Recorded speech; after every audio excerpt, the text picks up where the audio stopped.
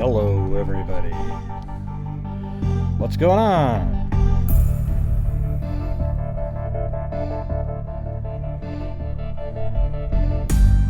Looks like Kit Kat was in here first.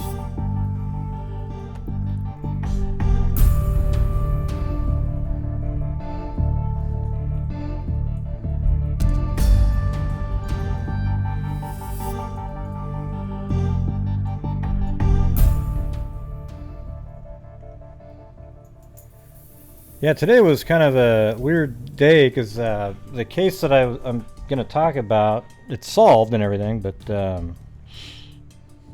it was one that I came across when I was looking up the ones that we talked about last night.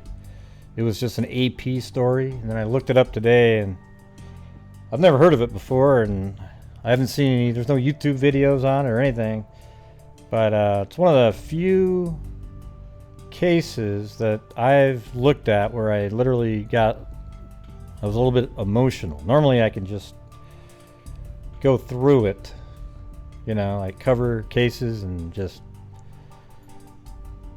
do it as you know, void of emotion. it was just weird. It's kind of a strange, so I went over it enough where I think I'm past that, but very it just sucks, the case, you know. But I think it needs to be out there for a couple reasons, you know. It's like just shows you how random it is, and yeah, I don't know, it's just very disturbing. Can you guys hear me? Everybody keeps saying hello to everybody. Doesn't seem like they're engaging. Hey freaks, I'm so glad to be back. Okay, cool. Emily.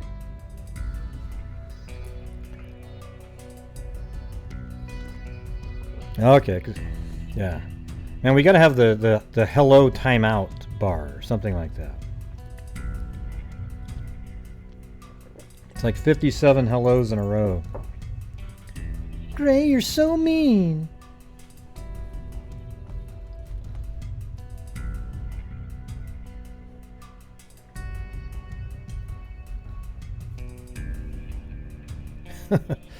It's no big deal. It's just like I was trying to explain to you, I don't really come across cases that often where I feel the way I was feeling. You know, I was trying to picture my mom in a similar situation. Maybe that's where it went downhill for me, but it's pretty crazy. Yeah.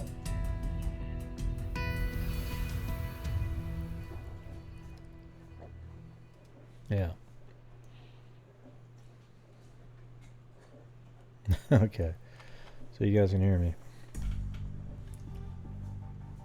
Oh, by the way, it's before we get going, I might make an actual video on this one later, so I'm just going to go over it like I would normally go over something on this show, but I don't know, we'll see how it goes. It's just crazy.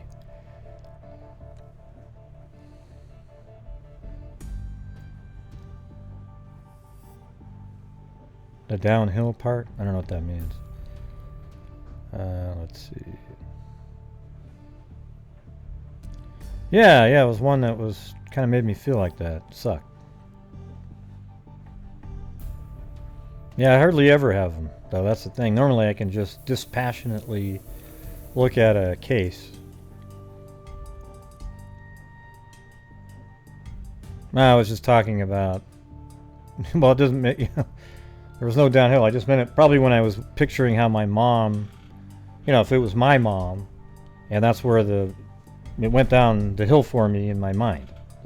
That's why I was kind of emotional about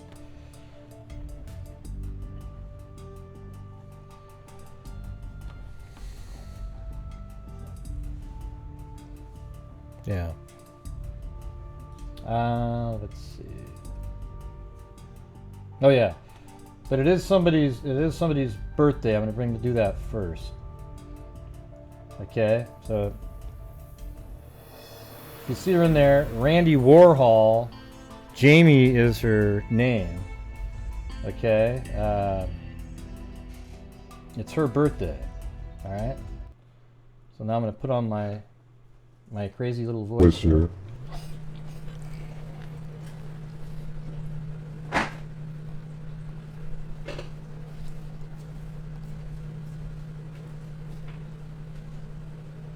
Hold on. I'm trying to figure something out here. Hey! Happy belated birthday, Audra. Shortcake, shortcake, shortcake, rose, hibiscus, bouquet, sun with face dizzy, and hello, grey. Yeah. Anyways, here we go. Happy birthday, dear Jamie, aka Randy Warhol. Happy birthday, dear Jamie, aka Randy Warhol. Happy birthday, dear Jamie, aka Randy Warhol. Happy birthday to you. And many more. Yeah. So there you go. All right. Yeah, there's Jenny Penny. She's the one that made sure that I didn't forget. So I didn't want to forget it, so I did it at the beginning. I know it doesn't flow well, but I definitely didn't want to forget to do it. And happy birthday, Audra Blankenship. I didn't even know it was your birthday. Nobody said it was your birthday.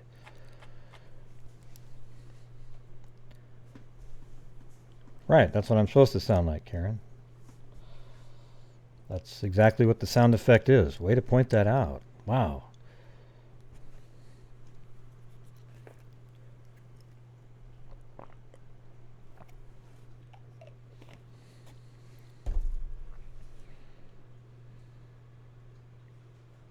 Yeah.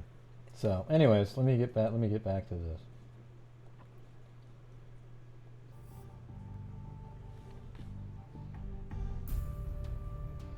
Hey, Linda Howell.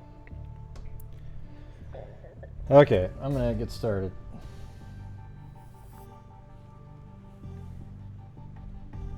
And I've got everything mapped out on Google Earth. This one's crazy. I'm not sure why your donations aren't making sound, but maybe that's good. Oh, I guess it is. 21 days of living at work, I'm home. Oh, good. Are you a nurse, Bitsy Boo? Did you send me your address to send you a mug? Happy giraffe avocado cooking. Are you a nurse, Bitsy Boo? And thank you.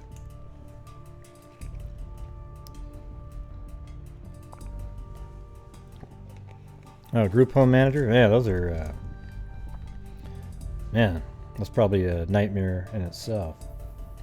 Well, hell, send me your address anyway. So. Sounds like a similar kind of situation.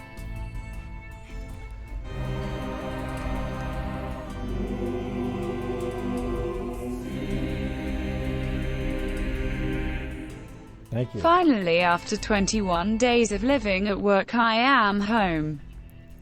Best way to celebrate is with a live show and the Freak family. Smiling face with heart eyes, smiling face with sunglasses, face blowing a kiss. Yeah. So are you guys ready, or are you gonna... I mean, movies. What are you guys talking about in there? You guys ready?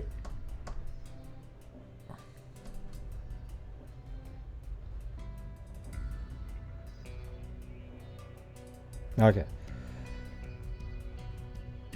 So this happened in Piscataway. Mom feared kidnapped. Daughter found lying on daycare front lawn. A 35-year-old Piscataway woman was apparently kidnapped with her 3.5-year-old daughter, and this is back on, let's see, November 5th, 1992. And they were kidnapped at a stoplight in the Piscataway South Plainfield area Tuesday night.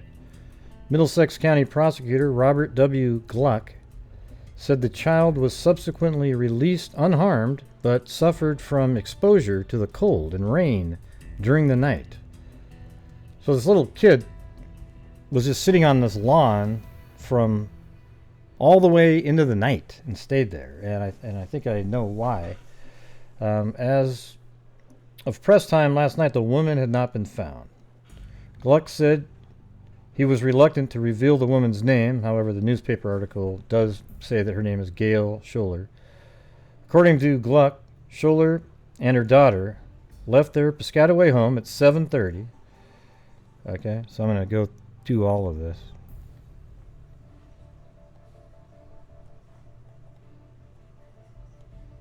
So it's right here. This is the house she lived in 1992. Right there. Just a real quaint little house right there. So they left their home around 7:30 p.m. in the family 1992 blue Plymouth Voyager van, intending to go shopping on Talmadge and New Durham roads in Edison. Family members interviewed last night said it appeared that Shollar went to the Pathmark off, I guess that's a grocery store, off Shelton Road, and also returned a video at the Quick Check on Talmadge and New Durham roads in Edison. Okay, so I have that mapped out too. Hold on. So she leaves her home at 7:30. And then she went to this, drove from the home over here to Quick Check, right here. That's in this area. I can't tell you which building. Nothing's named the same now. So I was right in this area and returned a video there. And then went over to Pathmart, which is in this area, and got some groceries, I guess. And then apparently either in the parking lot here, which they say later, or right here at the intersection at the stop light, somebody jumped into her vehicle with her kid. She took her 3.5-year-old with her to do these errands. Why not, right? I mean, just sort of driving around together. And family members interviewed last night said it appeared that Shollar went to the Pathmark. Okay, the woman's husband, Robert Shollar, was at home minding the couple's other 2 children and fell asleep at about 10:30 p.m. So he was just, it wasn't that late yet, and he just kind of fell asleep. And then he woke up at 3:30 a.m. and, not finding his wife and daughter, telephoned Piscataway police, the police right then. And then police checked out the area surrounding Stelton and New Durham roads, and because the husband knew where she was going, so they just checked out a bunch of the area around there. At 6:30 a.m., and they didn't find her at all. So at 6:30 a.m. the next morning, employees arriving for work at the Children's Daycare Center, it's called the First Class on School Street and Sutton Lane, telephoned Piscataway police to report finding a little girl soaking wet and chilled to the bone, lying face down on the lawn in front of their school. The center's assistant director, Sheila Sacchino, said when the employees arrived, they thought the child was just a bundle lying on the grass. When they walked toward it and saw it move, they were stunned. She said the workers described the child as wearing a coat and lying in a fetal position. They took her inside and gave her dry clothes, but the child did not speak except to nod her head when the workers asked her if she'd been outside since it was dark. Cluck said the child was taken to police headquarters, where she was comforted and questioned by the detectives. I gotta zoom in. Having a hard time seeing what I'm reading here. The little girl, according to Gluck, described the assailant as a black man who forced his way. This is a 3.5-year-old, and they spent all day with her, and she described what happened. It's crazy. Described the assailant as a black man who forced his way into the van at a stoplight.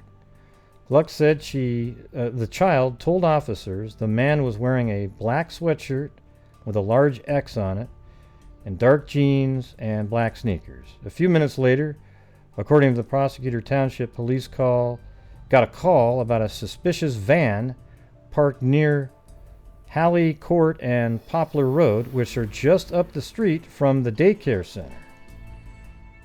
So that's where she was abducted with her child. And then here's the daycare center right here, right? And apparently the child was just laying down in this grass right here. And then the van that she was driving was found not too far away, right here on this road. It was just parked in here. Right? I don't know if it was in the cul-de-sac or just on the side there, but it was found right in this area. That same morning when they were interviewing the child. The child was found at 6, and then at like 9:30 in the morning, they got a call saying, hey, there's a suspicious van parked over here.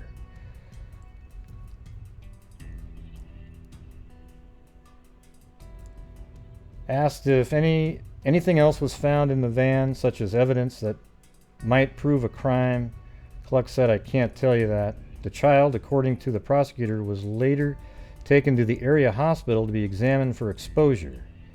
He said the child was not otherwise injured. Yeah, so when the officers arrived on that scene, they did find her 1992 blue van.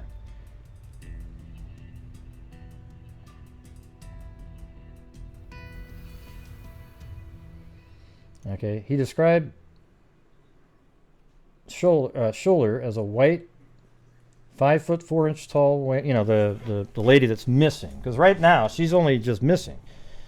You know, this guy jumps in the car, hijacks the car, basically carjacks, and drives away with the 3.5-year-old and Gail Shollar. And she's 5 foot 4, 120 pounds, and having medium length wavy brown hair. Gluck said she was wearing pink sweatpants, a black and white plaid jacket, and black sneakers. And the small Shollar home last night, Schollar's husband, 2 of her sisters, and her 3 children waited anxiously for news of Gail.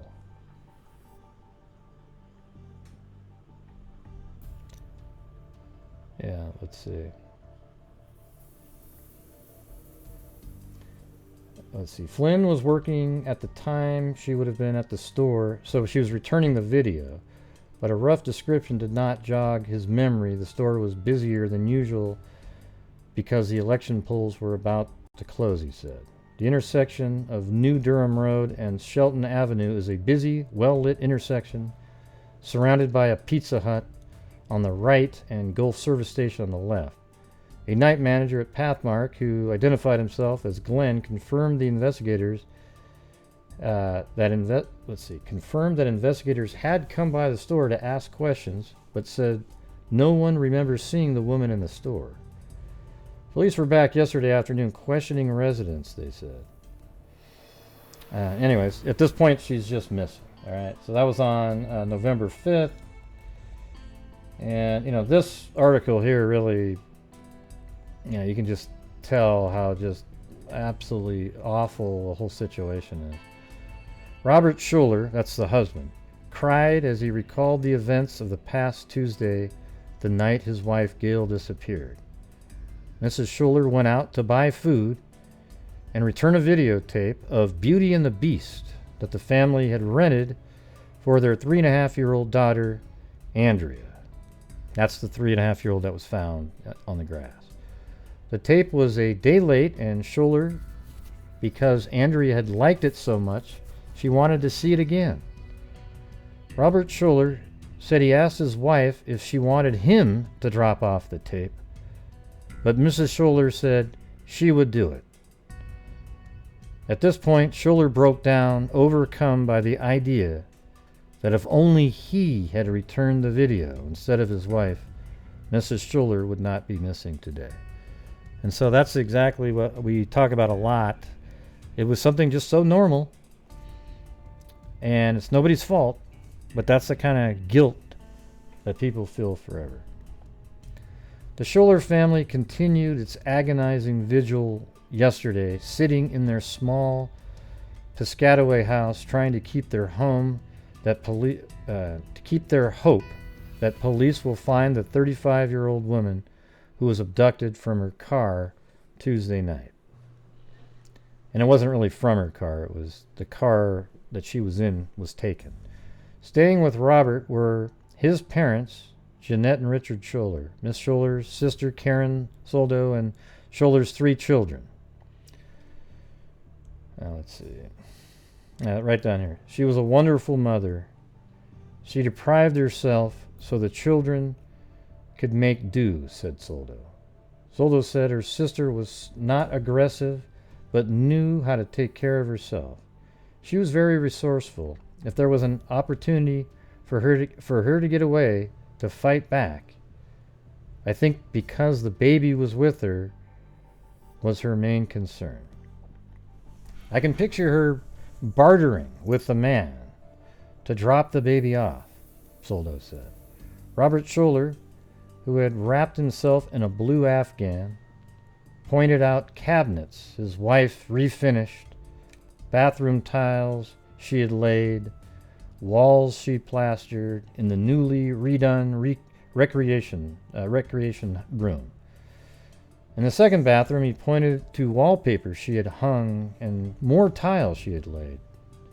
I told her I'd do it, he said, his voice starting to crack. She said, I want to help.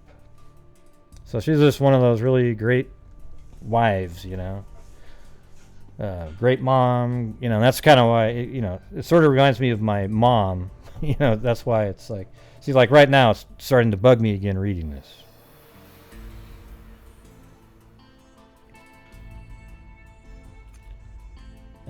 Then he clutched the Afghan around him, sobbing.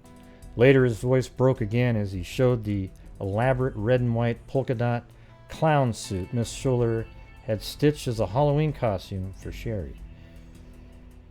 She has to be found, Soldo cried out suddenly. These children need their mother. Robert and Gail Shollar met in high school when they both worked at Burger King. Robert was the only boyfriend Gail ever had. They married 11 years ago and worked long hours to save for a down payment on the house they bought in 1985. After the birth of her youngest child, Mrs. Shollar wanted to spend more time with her children, so she took a 30-hour-a-week job as a waitress at the friendly ice cream restaurant on Shelton Road. Co-workers knew something was wrong when Mrs. Shollar, always punctual, was an hour late for an 11 a.m., 5 p.m. Wednesday shift. So that was on the 6th. And then this is a description that the 3.5-year-old gave, apparently.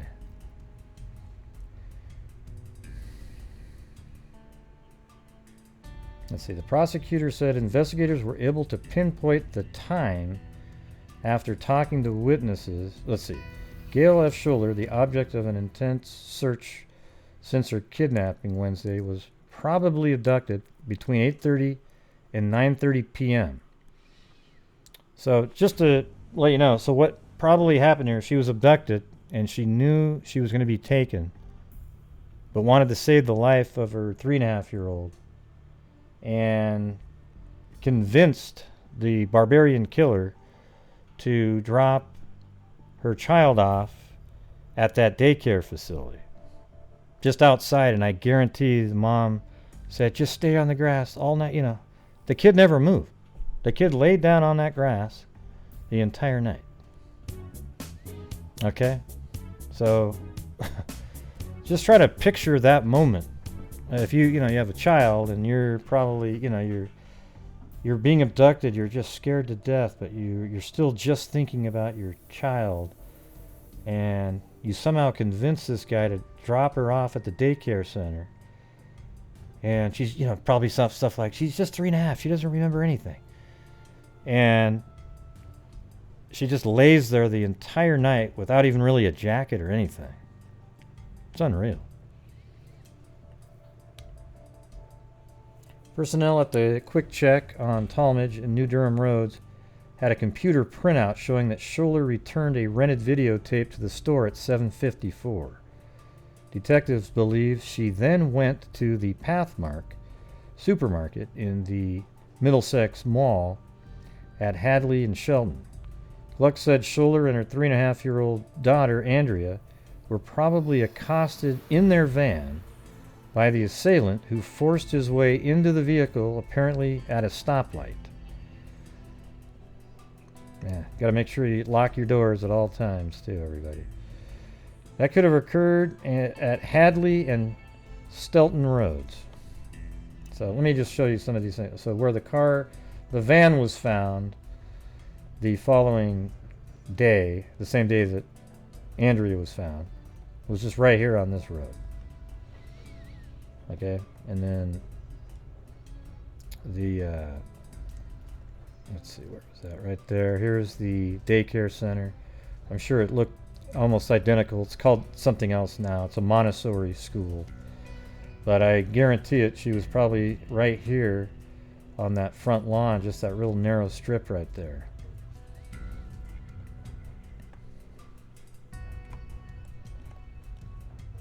And the intersection that they're saying she was abducted from, I think, is right here. So this is Shelton and just a second.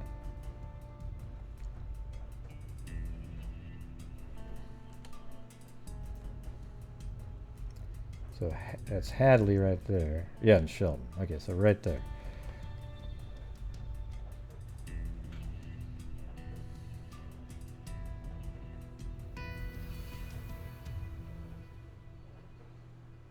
The witness told investigators they saw the Shollar van and a man near the vehicle was abandoned at Halley Court. Okay, that's where that was. See, detectives believe she then went to the Pathmart supermarket in the Middlesex Mall at Hadley and Shelton. Gluck said Shollar and her 3.5-year-old daughter, Andrea, were probably accosted in their van by the assailant who forced his way in the vehicle, apparently at a stoplight. That could have occurred at Hadley and Shelton. So I think that's what we just said, right? So this is Shelton and Hadley right there.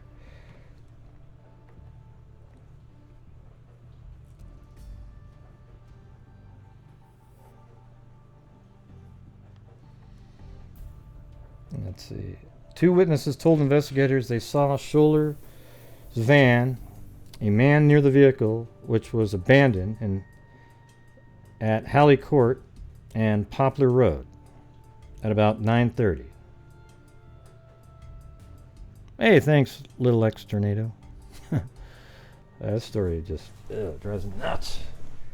That intersection is 0.8 miles from the First Class, a child daycare center located at Sutton's Lane and School Street.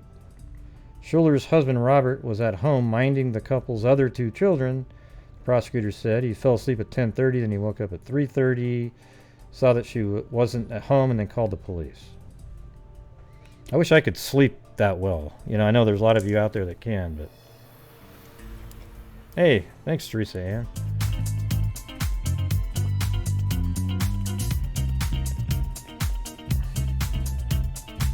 What do you mean she could have... Yeah, maybe, but... Well, it's not really. It's kind of a side street. When you say hit by a car, I don't know what you mean. Sure, I guess. I mean, it was just right here. She was found at 6:30 in the morning, and she was put there probably around 9:30 at night. So imagine that. She probably told her daughter, do not move, and somehow her daughter, being only 3.5, stayed there, even cold to the bone, and lying in the grass right there. That's wild. Didn't move. You know, you'd think she would wander off like a toddler, you know, but didn't do that.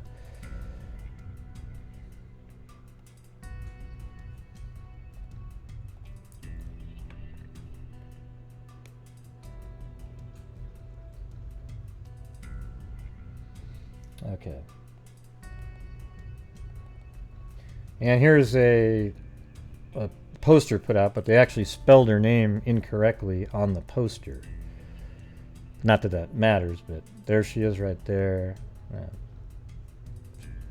She looks pretty to me. I mean, it's just the whole thing. This really hardworking mom who put her children first, something I mention all the time, and, you know, could lay down tile, wallpaper, do all those things that save money so that, you know, it's just, it's amazing. And her husband, you could tell how much he loved her in that article, just hoping, you know, he's wearing like probably a blanket she knitted, you know, the Afghan that he had on. He's probably just hoping, you know. It's just absolutely crazy.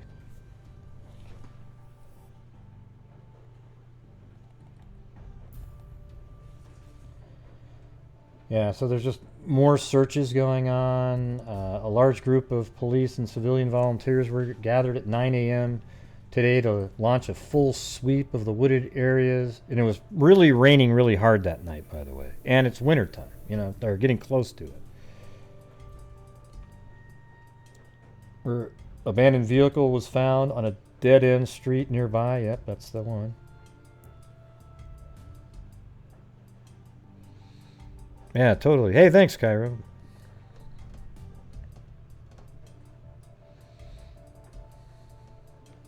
I know. That's exactly right. Yeah, they're just... You guys are... The great moms are the great moms. That's all there is to it.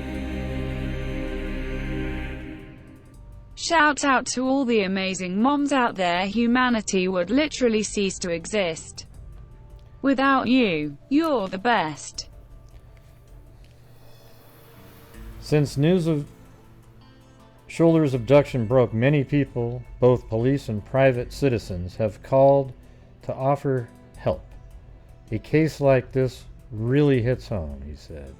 A young girl, it really hurts. Yeah, I mean, I think even now it feels like that.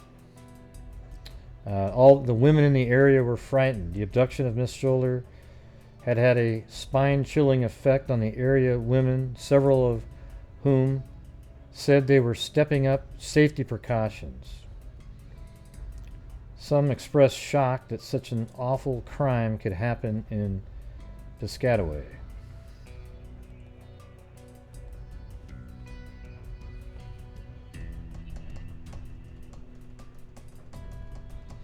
Yeah, there was a $1,000 reward from an ice cream shop that she had worked at.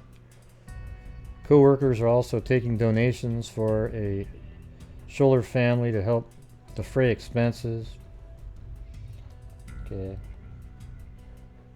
Men try forcing way into women's car in Woodbridge and on Bush campus. So this is just related.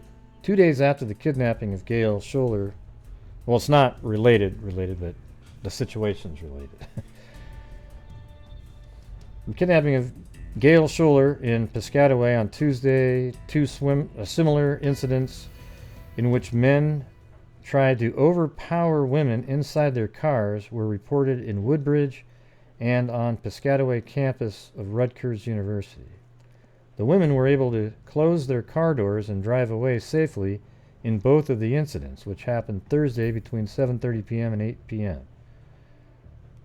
A Middlesex County Prosecutor's Office investigator said it was unlikely that they were connections between the Shollar abduction and the Woodbridge incident.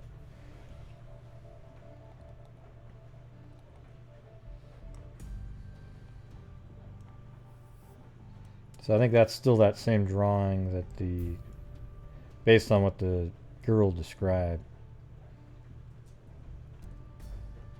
I mean, who knows if they're, maybe they were related. He just never admitted to those. It's hard to say. So that was on November 7th. And then we're going to move forward to the 8th. And then this is when her body was found.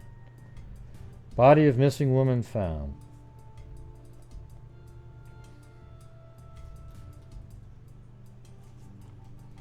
Four days of searching for a missing woman ended Saturday morning with the discovery of Gail Shollar's slashed nude body in a drainage ditch behind a lumber yard.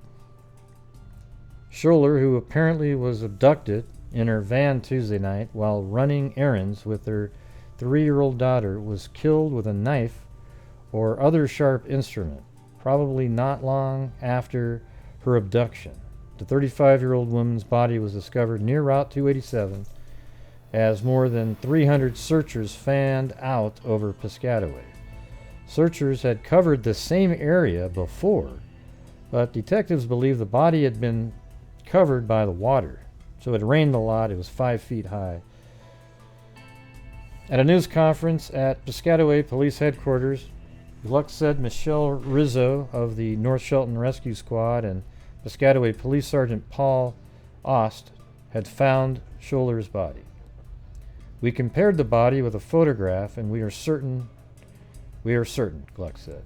He said it was too soon to say whether Shollar had been sexually assaulted, although you'd think, her body's nude, so.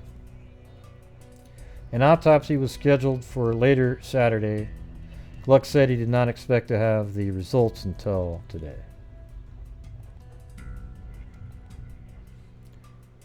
Okay.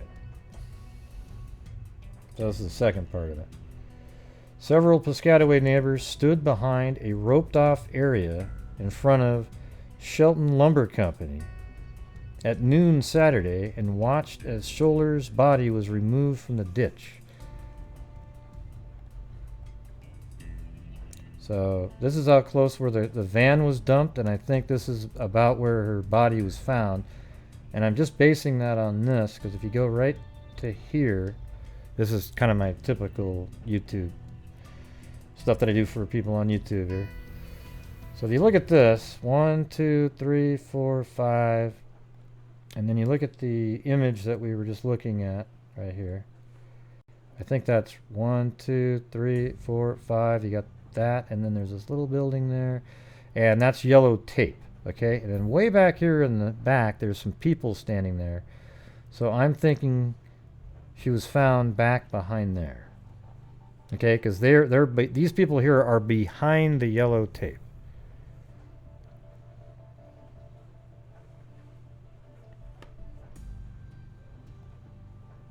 And so there's that other building right there. That's not, I don't think that's the truck.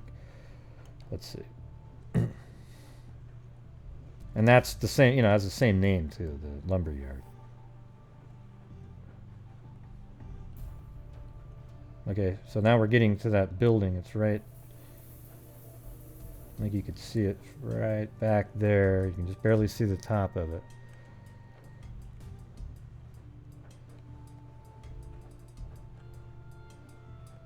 Yeah, so I think that's it.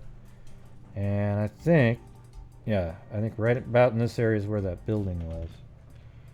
And then right behind there, I could imagine this being the area back here. But it was flooded, so I don't know exactly where it could have been on this side too, like right down in here. That actually makes a lot of sense. Driving your car and then you threw her down into there, but it got filled with water. And then when it receded, they found her.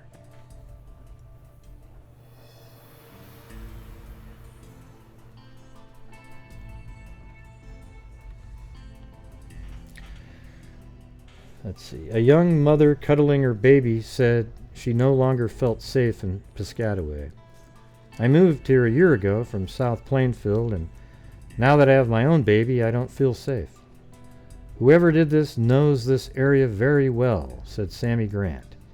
He just knew where too many things are. The ditch, the daycare center. He knows his way around. Shollar's daughter, Andrea, was found unharmed outside a daycare center the morning after the abduction. She told police that a black man wearing a black sweatshirt, dark jeans, and black sneakers got into the van when it was stopped at a light. Gluck said authorities have been getting calls from doctors about former mental patients. We believe he lives around here, and there's no evidence of that at all at the time. We believe he lives around here or worked in the area. Gluck said detectives will be piecing together clues, studying the autopsy report, re-interviewing witnesses, and reconstructing the chronology of events leading up to Shollar's death. Piscataway Police Chief Pat LaRocca warned, however, that the central New Jersey township, there's only 47,000 people that live there at that time, they should remain cautious. This happened. We haven't got the guy yet. See, it sounds different than Toby Lesenby in the Delphi case. He's like, oh yeah, yeah, everything's just fine. No, we haven't caught him yet, but everything's great.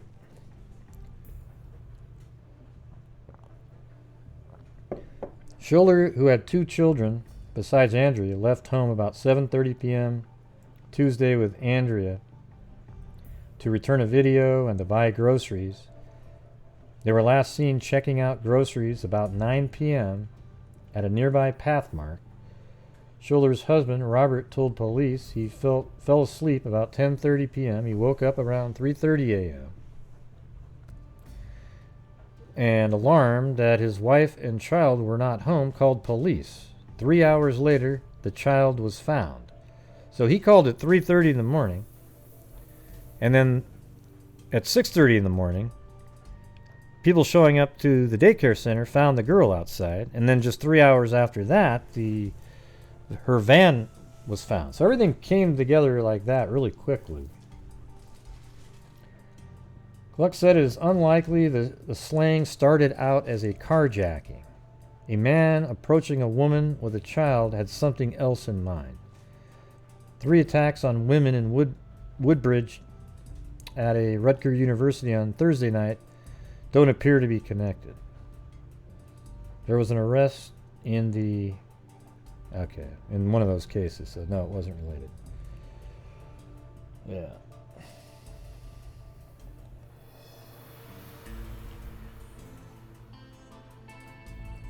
Yeah, so this was a map that was actually in the paper that this is off right here. The 6 should be like right over here a little bit. Not there. That's not correct.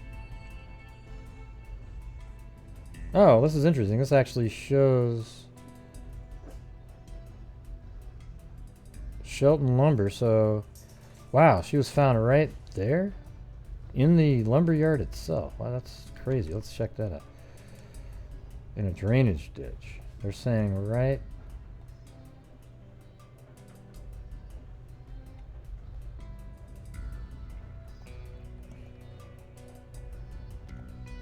Yeah.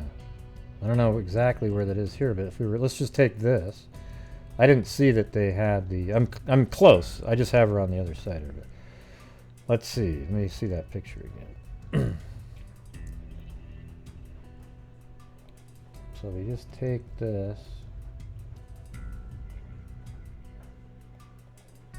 Which one? Where's Water Street?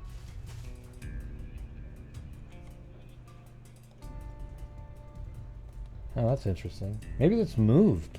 Maybe that's why they had it right there. You know, because they have Water Street right on the side as if the building... Well, no, because I got the same building with the 5 windows in it. And shit, that's crazy. Tammy Court, where is that? Let me type that in.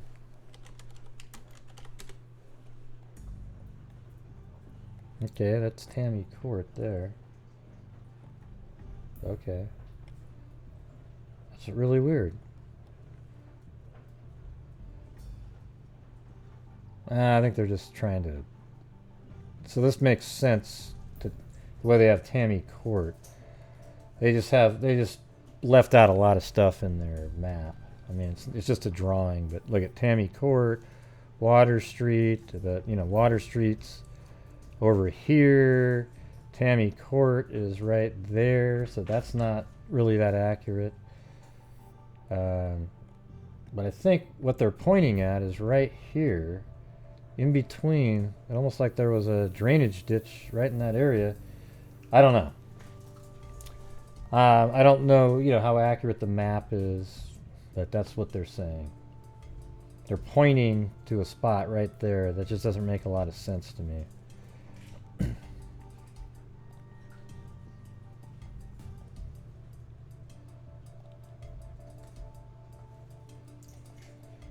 Okay, then on the 9th, just 2 days later, or 1 day later, Johnson arrived home, shoeless, cut, says sister. So this is somebody they've already made an arrest, and this is what the sister is saying about this guy, and his name is, let me get this one out first. His name is Scott Johnson, this guy right here. You know what really sucks too is he was laughing, smiling and shit when he was at court. Man, that's where you just wish that the husband could have a baseball bat in about 10 minutes.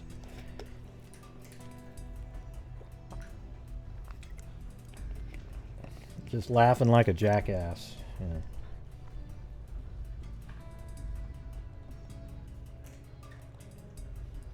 Yeah, but listen to this. Scott Richard Johnson, shoeless and bleeding from a cut on his right index finger.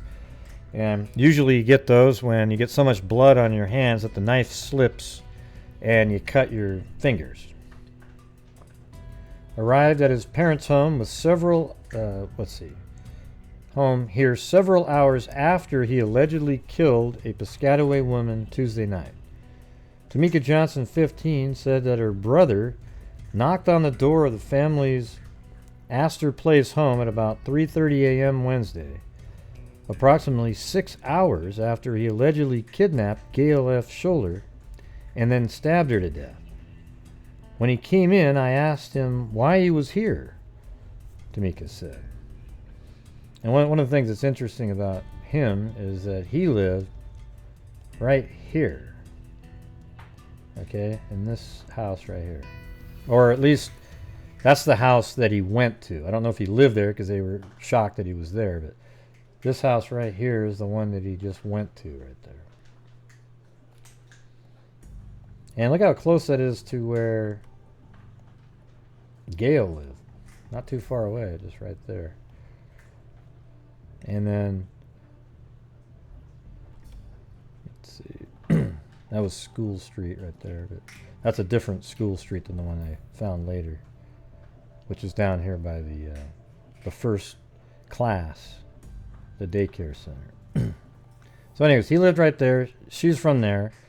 I don't think it was some kind of stalking thing. I think he just, opportunity arose and he jumped in the car and kidnapped her with her child at the same time. She just had the courage to have the killer, I don't know how she did that, but she had the killer allow the 3.5-year-old out. And you just sort of wonder what she was saying. How was she pleading with this guy? Tamika Johnson said that Johnson's girlfriend, with whom he had lived in Piscataway for the past year, dropped him off in Plainfield on Wednesday. After explaining that he had cut himself in the woods near his girlfriend's home, Johnson went to sleep on the living room sofa, Tamika said. He did not explain where his shoes were, she said. Tamika Johnson said that her brother stayed in Plainfield for the next 3 days, leaving the house periodically to visit friends in the neighborhood. He paced a lot and never slept much all week, she said. He seemed nervous. At about 4:30 p.m. Saturday, Johnson returned to his girlfriend's Piscataway home. He was arrested there 5 hours later. Tamika Johnson said that her brother did not discuss the murder with her. Kirkland, who called Johnson a good friend, said Johnson confessed to him the day after it happened. The way he explained it is that it didn't turn out the way he had planned, Kirkland said. He wasn't out to harm her. He just needed the money, and I guess it just got out of hand. Yeah, really? You needed the money, and it just got out of hand. Well, how come she's naked and stabbed to death? Okay, no, that means you wanted the money, and then you also wanted to rape her.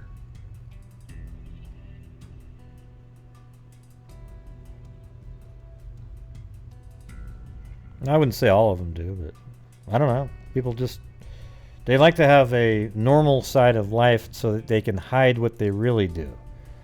You know, look at the guys like Dennis Radar. You know, had a wife at home, just acted like everything was normal. You know, just a total Mayberry family. You know, oh, you know, it's just. And at night he's out there killing people. You know, who knows why they do this?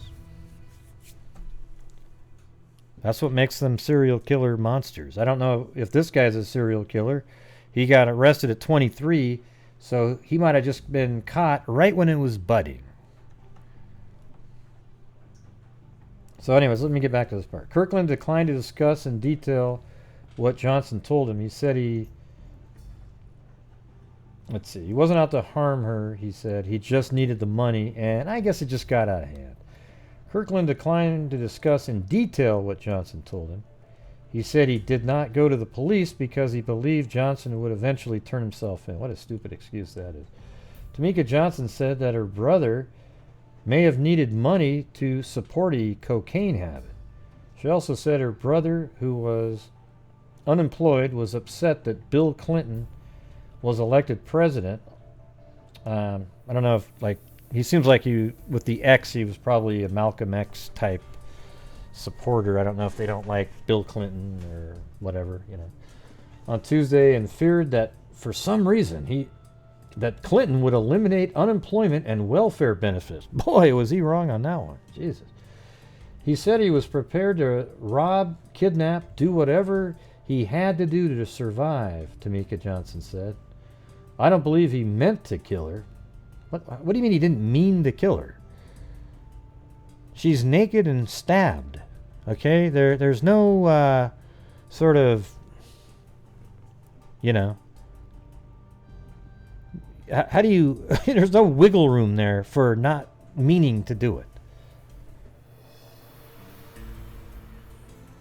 And you know how you know that? Because the mother basically sacrificed herself knowing that she was probably going to die, and made sure that her daughter lived.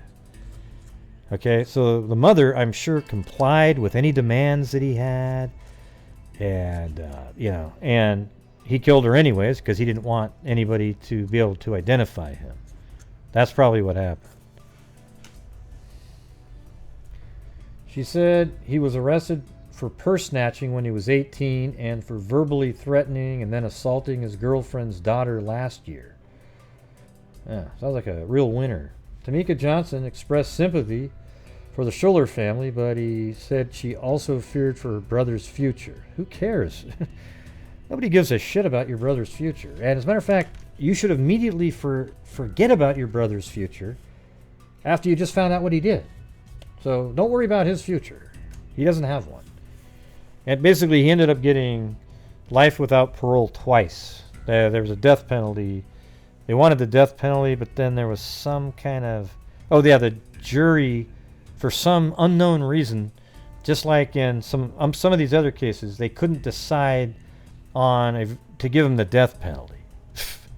If any case deserved one, that's one of these right here. This one right here is a death penalty case.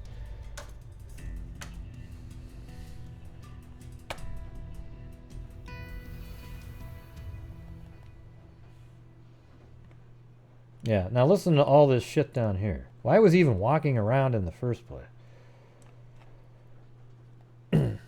So March 28th, so this is 92 is when this happened. 4 years before, Johnson and Andy Brown rob a woman of $90 after throwing her to the ground and stepping on her chest in the Pathmark parking lot. Wow, Pathmark again. The robbery occurred at 10:02 p.m. So that must be a place he just sort of hangs out. The two men are arrested later that night after the victim gave police a description. May 5th, 1998, so just a couple months later, Johnson is indicted on charges stemming from the robbery. May 13th, Johnson pleads not guilty in state superior court. August 1st, Johnson pleads guilty to second-degree robbery. September 23rd, Superior Court Judge Michael Imbriani sentences Johnson to 6 years in prison, calling the March 28 robbery an outrageous act. Brown is sentenced to only 5 years in prison because the arrest was his first. After spending 180 days in the Somerset County Jail, Johnson begins serving his sentence at the Albert C. Wagner Youth Correctional Facility. October 6, 1989, Johnson comes up for parole but is denied. October 10th, 1990, Johnson is again denied parole. Then the next year, August 19th, 1991, Johnson is released on parole. Yeah. So after serving, maybe 3 years of a 6-year sentence, he's let out. And of course, the parole board who let him out didn't let him stay at his house for a while. The parole board didn't say, hey, I'll tell you what, I'll let him stay at my house. I'm so confident that this guy's ready to get out there that he's going to get to stay at our house for a few weeks. Yeah, that didn't happen. Okay, so he was let out August 19th, 1991. May 21st, 1992, Johnson concludes his parole period. So now he's free to do whatever the hell he wants. Doesn't even have to check in. August 1992, Johnson is arrested in Piscataway and charged with aggravated assault on a woman and making terrorist threats. He is held on $10,000 bail at the Middlesex County Adult Correctional Center.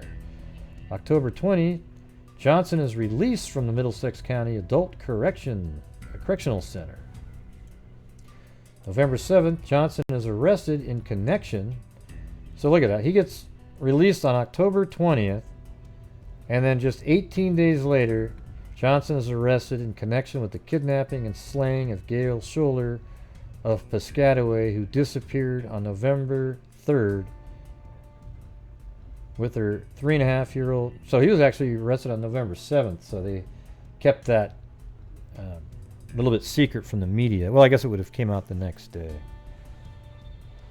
Disappeared on the night, November 3rd, with her 3.5-year-old daughter. He is charged with murder, 2 counts of kidnapping, and possession of a knife for an unlawful purpose. November 9th, Johnson pleads not guilty in Superior Court in New Brunswick. His bail is set at $1 million, and he is ordered held in the County Adult Correctional Center. Then I found this letter that was a letter to the editor that I thought was pretty, it was well written by an individual named David Jefferson Harris Jr. When Gail Shollar found herself and her 3-year-old daughter abducted, her first thoughts were to find a way to save her daughter. There were no black boxes or other recording devices to take down the final words at the scene. But any parent, particularly any mother, knows she pleaded for her daughter's safety.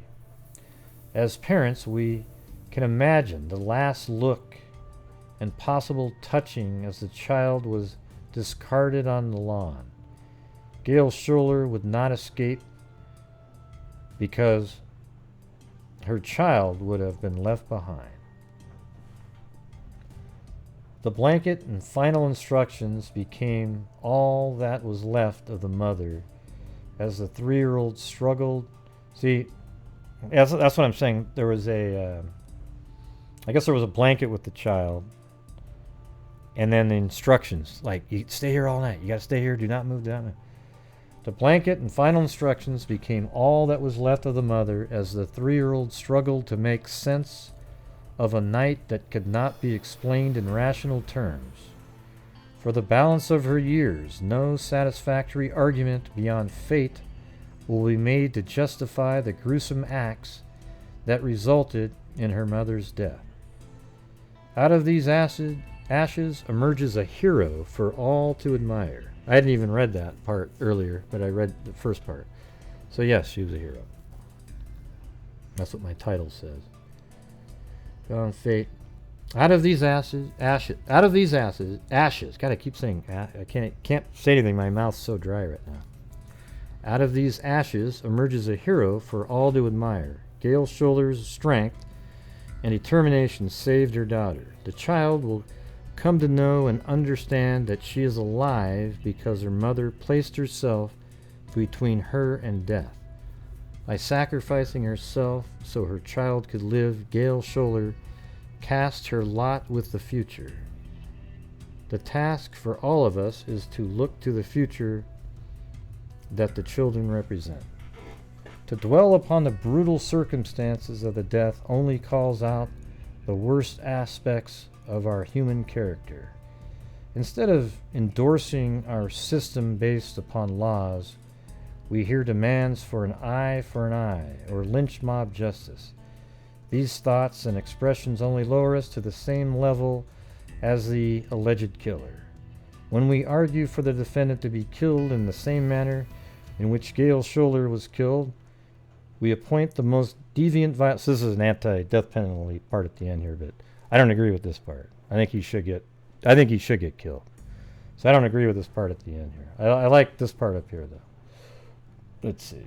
I'll keep reading it because I want to finish the letter. But when we argue for defendant to be killed in the same manner in which Gail Shollar was killed, we appoint the most deviant, violent killers to set our moral and ethical standards. After the demonstrations about fear and the discussions about the death penalty, we will have to explain why we refuse to understand that the 4-year-old daughter of the accused killer is also a victim. What about her future? Along with that, yeah, I mean, I think everybody feels bad for innocent children, but she's better off now, okay? Yeah, his child, his 4-year-old, the killer's 4-year-old child is way better off now without that guy as a dad. Don't you guys admit? Agree with that? So I like this first part of the story, but down here I don't like this.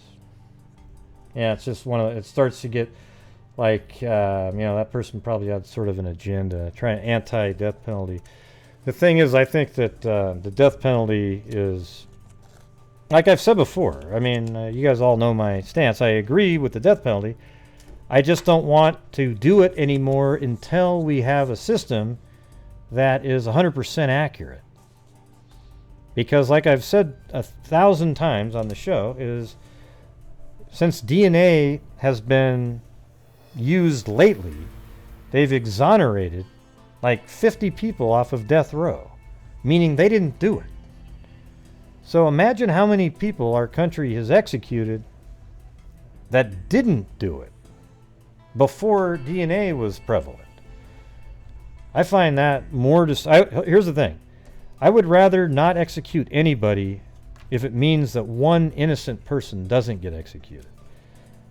Give them all life without parole, okay? Because the thing is I think it's absolutely disgusting to execute an innocent person. That is just the worst of the worst of the worst. I can't imagine it's just, imagine that guy or woman, whatever it is, on death row, knowing that they didn't do it and they get executed. And you got this family out there thinking he's the killer. Yeah, finally we got justice. Well, how about this? Let's say, I don't know. There's probably been people that have been executed, and you sort of wonder if they should go back and retest some of the DNA in those cases and see how many people have been executed that didn't do it. Okay? But the thing is we just had a case we were talking about last night that fits all the criteria to actually have a death penalty. The killer actually led the police to the body. He's the killer. There's no doubt about it. And I feel absolutely fine with that person being executed. Yeah, what does that even mean, Laura? Your logic there doesn't work. Sorry.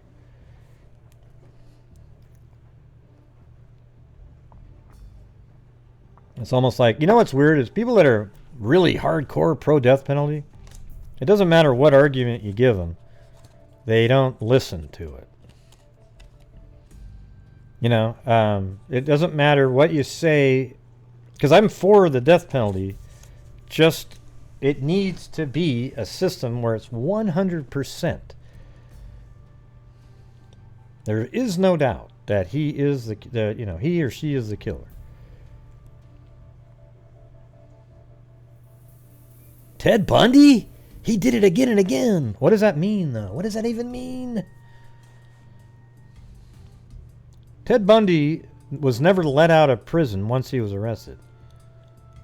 Yeah, but so what? Yeah, he was put down later. Yep, you're right. Yep. I don't know what that means, though. Bundy did escape from jail a couple times, but he was never let out again. So it's not like he was out and did it again and again and again. Yeah.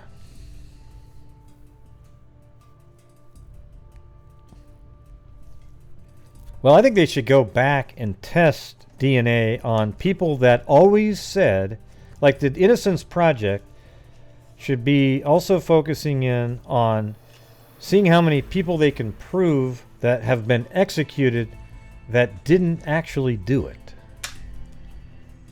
Because I think at that point, that's when you'll start getting people go, whoa, we need to change this up. See, my thing is death penalty should be very rare and given out very rarely. But life without parole should be given out much more frequently. Because I don't believe in parole for a lot of these people out there. Just like this guy right here, I would never want him to have a chance at it. Not only does he not deserve a chance, his personality and makeup don't deserve one either. It's like he's just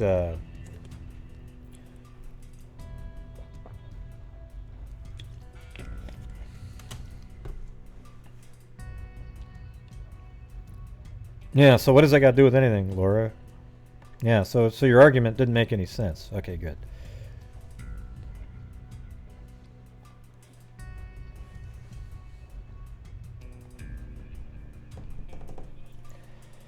Anyways, I just thought this story was absolutely... It was almost like I almost didn't do it, but it felt like it was important at the same time. Just a case that nobody's ever talking about at all, really. One interesting thing was, how there was those other robberies and so forth in that same area? The husband sued the shopping mall there on behalf of his wife, and they did get 4-point-something million for the Gail's estate. So I thought that was pretty cool. And for them, because they didn't boost up security when they kept having all these problems there.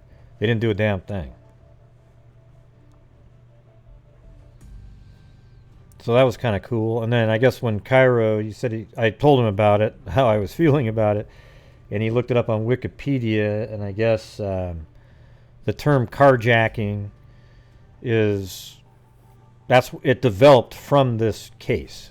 Even though it was used a little bit out there, but it became sort of that national prevalent word after this case.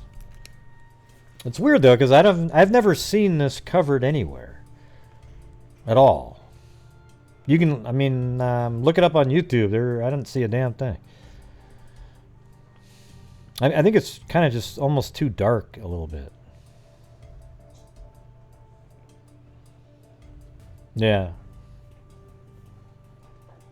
So it's possible that I might do an actual standalone on this at some point.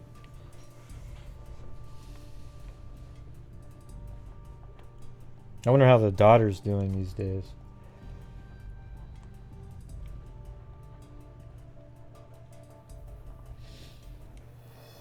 I'm going to see if I can do it by memory right now. So Gail and her daughter Andrea leave the home at 7:30 in their blue 1992 Plymouth Voyager van. They drive over to, and the husband actually said he would do it, but she said, "No, I'll do it. So she drove off, dropped the movie off here at Quick Check. I think it was at 7:50 something. And then she was checking out at Pathmark close to 9 o'clock. And then right at this intersection at a stoplight, somebody jumped into her vehicle and kidnapped her and her daughter in a carjacking. the following and then at 3 in the morning, her husband fell asleep. And then at 3:30 in the morning, noticing that Andrea and his wife weren't home, called the police at 3:30 in the morning. Then at 6:30 in the morning, and the police went out and started searching and everything. Then at 6:30 in the morning, here at the First Class Daycare,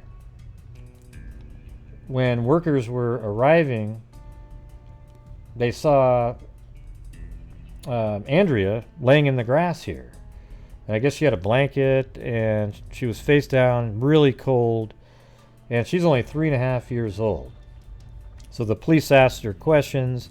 She gave she's a hero too. I mean, my God, she described what the guy looked like, explained what happened, that they were at a stop sign. At 3.5 years old, I think that's pretty amazing.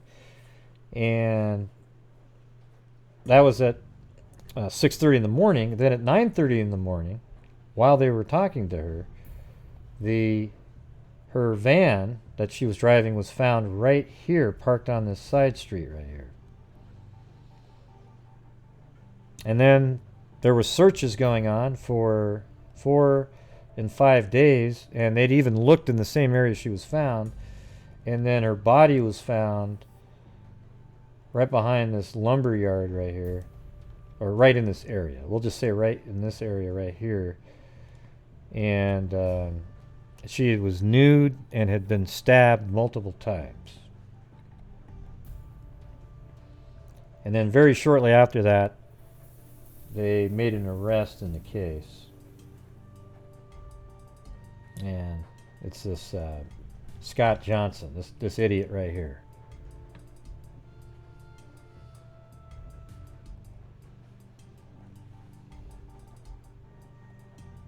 Oh yeah, look at this picture right here. This is one I wanted you guys to see. Look at that. Look at that big shit-eating grin on his face. Now you just want to punch him in the face. What a dick. You know, it's just... Abducting, raping, and murdering Piscataway Township resident Gail Shollar last month grinned and swore at the judge during his arraignment yesterday.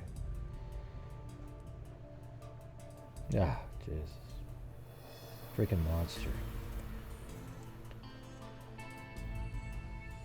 And, you know, when I was telling the story, you could just tell the husband really loved her a lot. She was a great mom, hard worker, really, you know, even worked as well. She worked and took care of the kids, did a bunch of the stuff around the house. I mean, just amazing mom, and it's just a horrible story. And I guess the moral of the story is just, man, shit. I mean, crap just there's barbarians everywhere, basically. You know, you just never know when they're going to strike. So try to always be prepared for something. And, you know, the biggest thing that I got from this myself was just how loving the whole family seemed, and what an absolute tragic situation in murder this whole thing was. And that how much Gail loved her daughter to convince the killer to drop their daughter off at a daycare center. And I don't even think that was her own, you know, where she would keep her own kid. I think that was a place that either the killer knew or Gail just knew about. And I think that's why police think, you know, somebody that knew the area well. See, here's the thing, is the police said that the killer knew the area really well. Right? And I think they came about that because they said, hey, your daughter, they probably told the husband, hey, your daughter was found at this daycare center. Was this your daycare center? And he said no. So it must have been something that the killer might have known about. Because look, here's the path mark where he had been arrested for another incident, and it's kind of close to this area, so he might have known this area pretty well. Yep. Yeah, little girl was a hero. All of them. You know, in some way, the daughter and the mother were both heroes. The mother for saving her daughter, and the daughter for arresting the person who killed her. Her mother. I think that's pretty amazing. It's sort of like, almost like the gift of the Magi in a way. Yeah, I know, we said that, discerning light. Who cares? You know, I feel bad for the daughter, but the 4-year-old daughter is definitely going to get a way better life than had she stayed with that monster clown dipshit.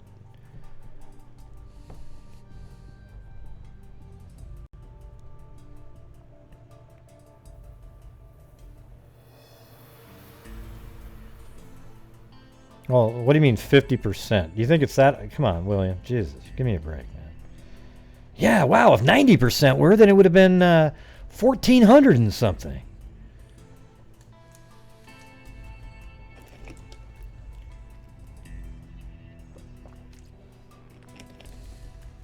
It's nowhere near that number, okay? It's not even close to 50%. It's not even close to 30. It's probably, I would say, 5% or less. Not even 5%. How many people are on death row is the question.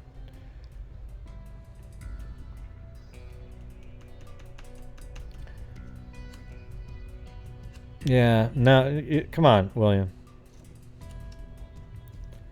30% of people executed were not innocent. I guarantee that. Guarantee you that. I'm saying that there's enough of them. If just one is innocent, it's too many.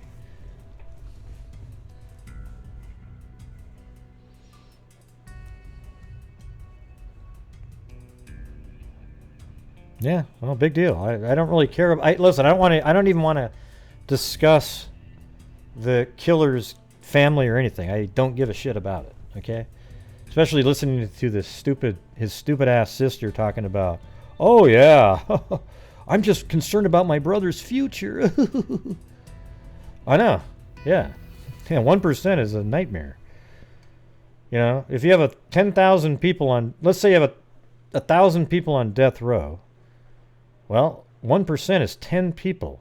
If there was 10 innocent people there, that means if they get executed, they didn't do it.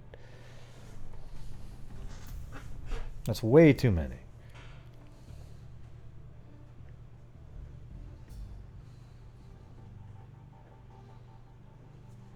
Yeah.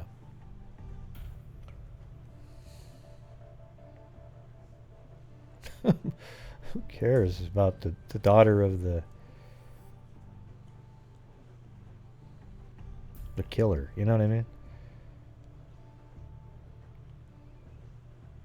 Right.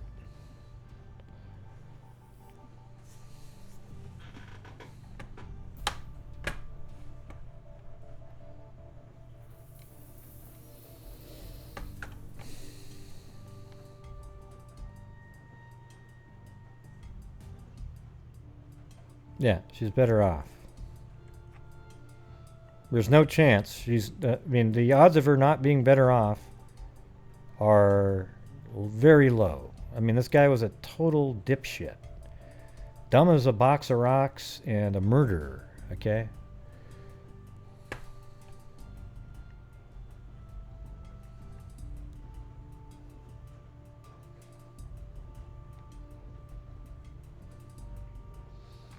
Yeah, it just, the part that was, I don't know, man. The worst part was the article, this one right here, where the husband's explaining how great she is. You know, in this article here, it was just, after reading that one's when, even before that, it's just hearing the circumstances. You know, they're abducted, the kid's still in the car, and then somehow the mother was able to get her out of the vehicle, get her own daughter out of the vehicle and save her. And then she ends up being killed in about the worst way possible. And then you know that the mother, while she's in the first part of being killed is thinking about her daughter, and will she be okay? Will this killer drive back over there and kill her? You know, who the hell knows? It's a freaking nightmare, though.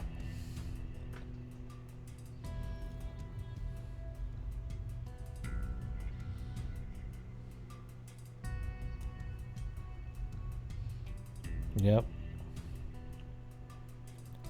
Yeah, you could definitely feel that.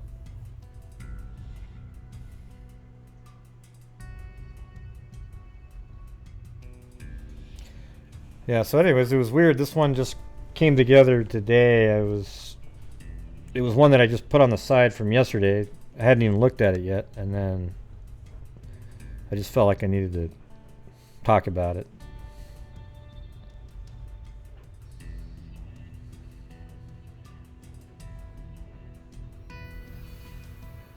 Hey, thanks, Jamie. Appreciate it. That was a nice comment there.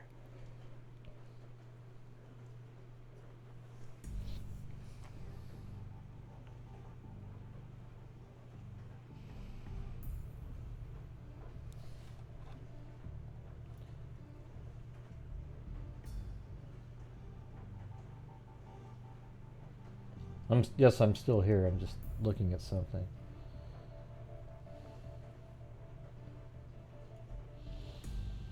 Yeah, so tomorrow, unless there's some crazy breaking news or anything like that, I think Cairo might come on.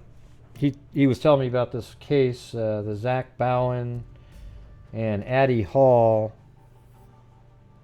Pretty crazy case. And there's another one that's associated with it.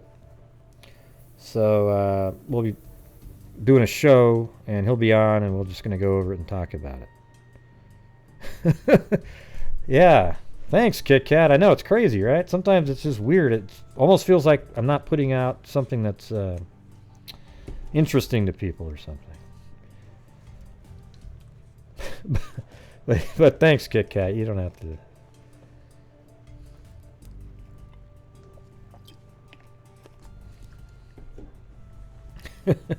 She can't handle the donation lags. Well, it is the coronavirus, you know.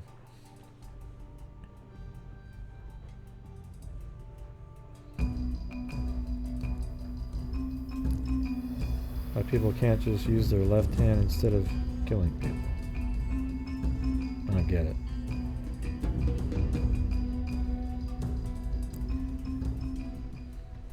I can't handle donation lags. Lol, I'm sure it was his right hand. Smiling eyes. He cut his right hand index finger, so I would bet $1 million he was right-handed. And then while stabbing, he got blood all over his hand. It slipped on the knife, cut his index finger. Hey! Thank you, Meredith McKenzie.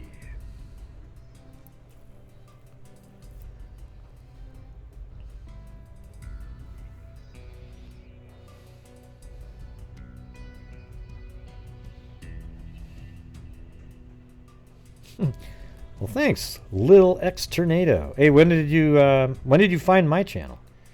I've been doing live shows for almost over 2 years now, I think.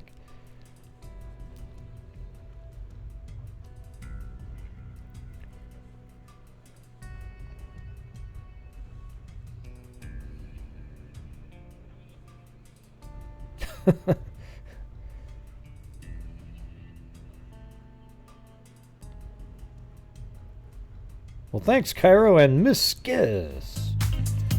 Yep, getting a good start on the at the end of the month again. All your shows are great, breath. Thanks for all you do, growing heart. Yeah. So when was Audra's birthday? Jenny Penny, the friend of Randy Warhol. Who's Kinkle? Was that her name too? Oh, from somebody else? Oh, I see. To ease Kit Kat's donation lag stress.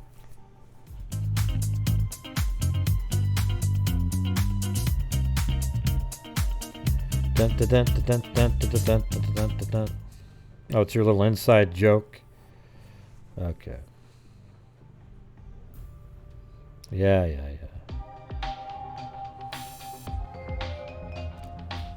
I know, it's crazy that how time flies by. Each week is just nothing. Absolutely nothing. Happy birthday, Kinkle. At Randy Warhol from John.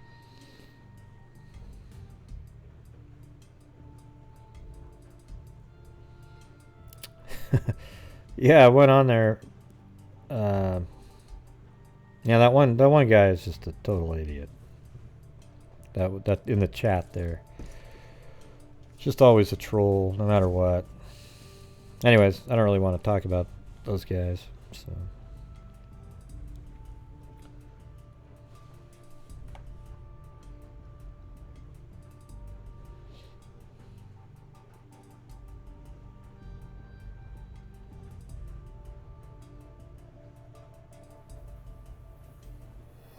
So what have you guys been doing?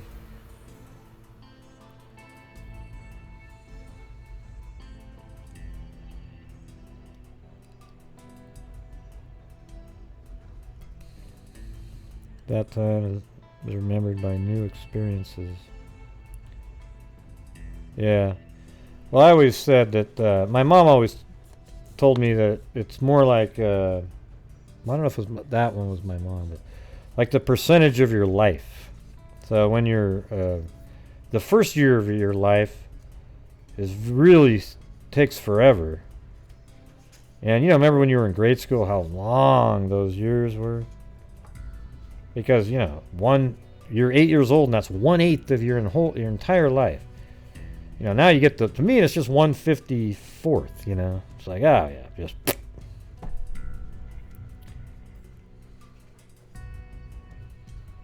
all right. Well, hey, it's good to get back to work though. You guys have to wear masks and everything? Miscus or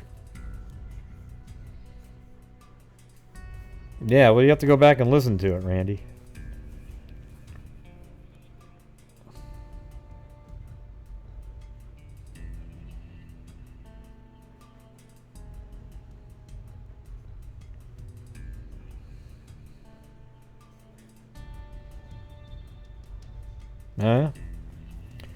I think that's going to be the key. Just sort of social distancing, and you're not allowed to take your mask off whatsoever at work, unless like you know you're in the, well, just never.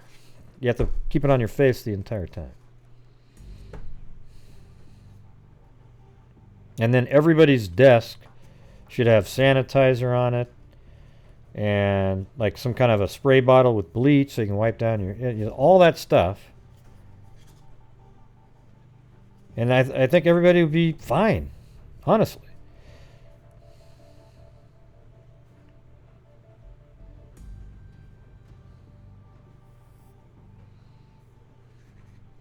Yeah. Right. Well, I sleep in a little bit later than I used to because I'm staying up so late.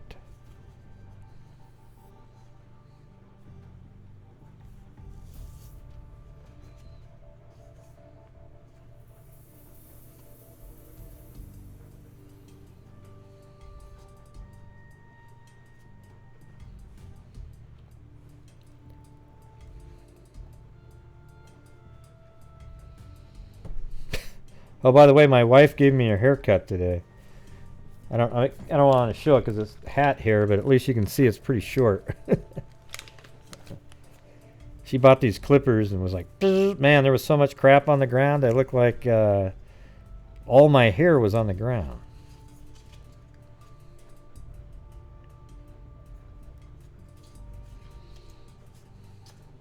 Yeah, it was about to be like Greg Brady.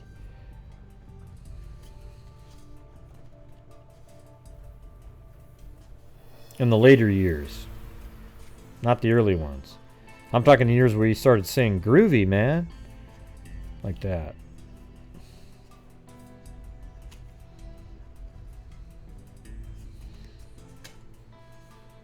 I'm not going to do sideburns. That would be really Brady Bunch-like if I did that.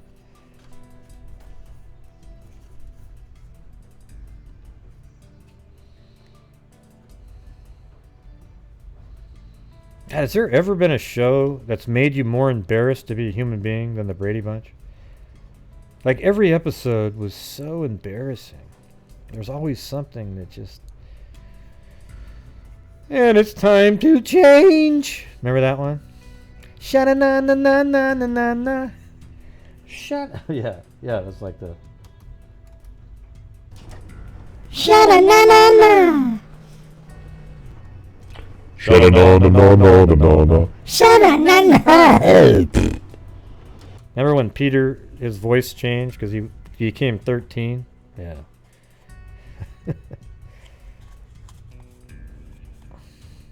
Ridiculous show. Okay? Ridiculous. Although I did watch it every single time it was on because, my God, it's the Brady Bunch. Remember that there was a silver platters. Remember that they were going to buy a platter for their parents' anniversary, but they kept getting in trouble, and they just didn't want to tell the secret. And then eventually they turn on the TV, and then that time the parents were embarrassed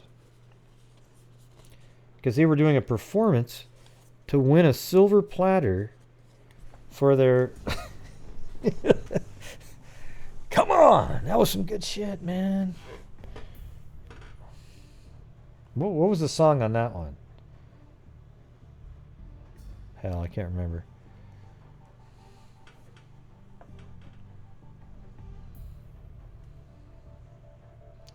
Man, you couldn't play one episode of Archie Bunker today with the Ultra PC everything.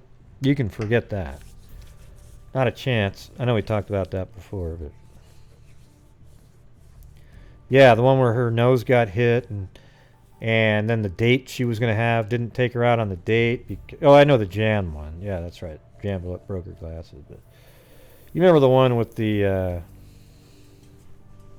Marcia got hit in the nose with a football and her date said screw it. But hey, Joe Namath showed up. He took her to the dance.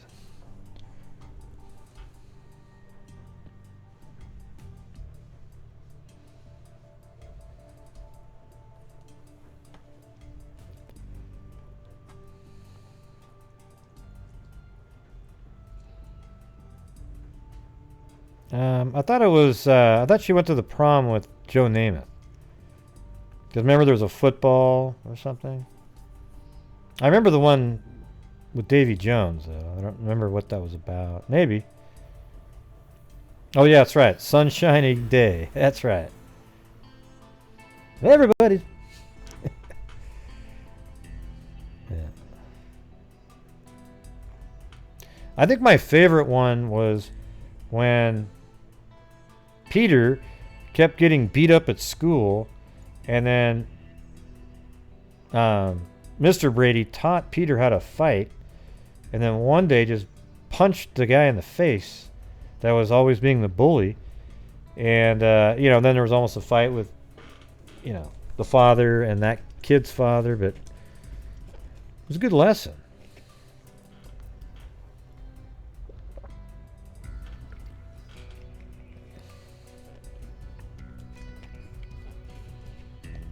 Yeah, never heard of it, Jane.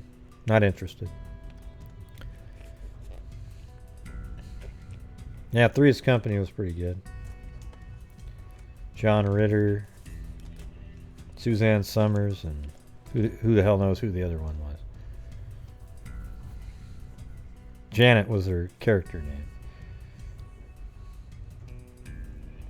I don't have a joke.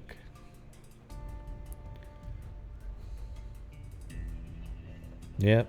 Pork chops and applesauce, see? Yep, Dukes of Hazzard. Roscoe P. Coltrane.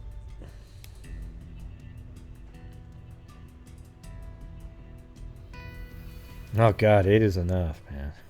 Jeez. I never really understood 8 is enough. I mean, what's his name? Dick Van Patten? How did he even have a wife at all? Ding, ding, ding, ding, ding, ding. Thank you, Sean Beecher.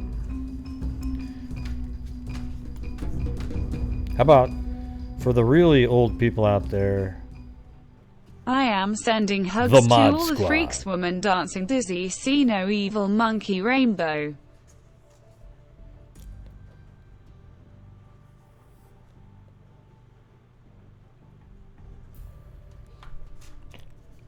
Yeah.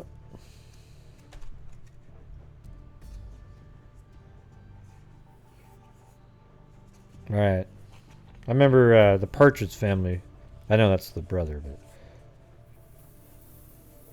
wait, no, David Cassidy was on the Partridge Family. Sean Cassidy, I thought, was the one that was part of the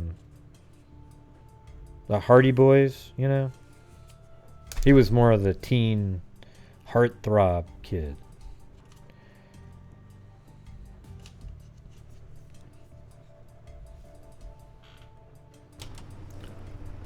Good night, John Boy.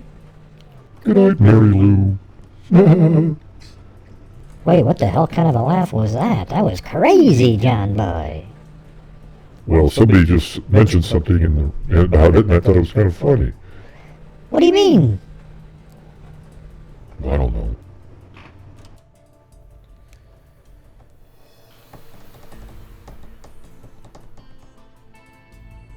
Chips, man.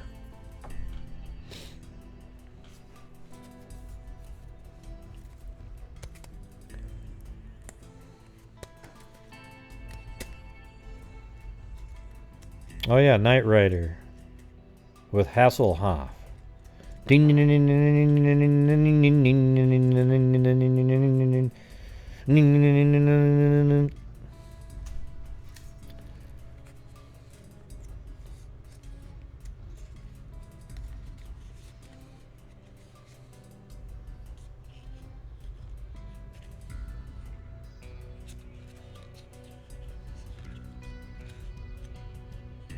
Oh, we got the spell checkers out there.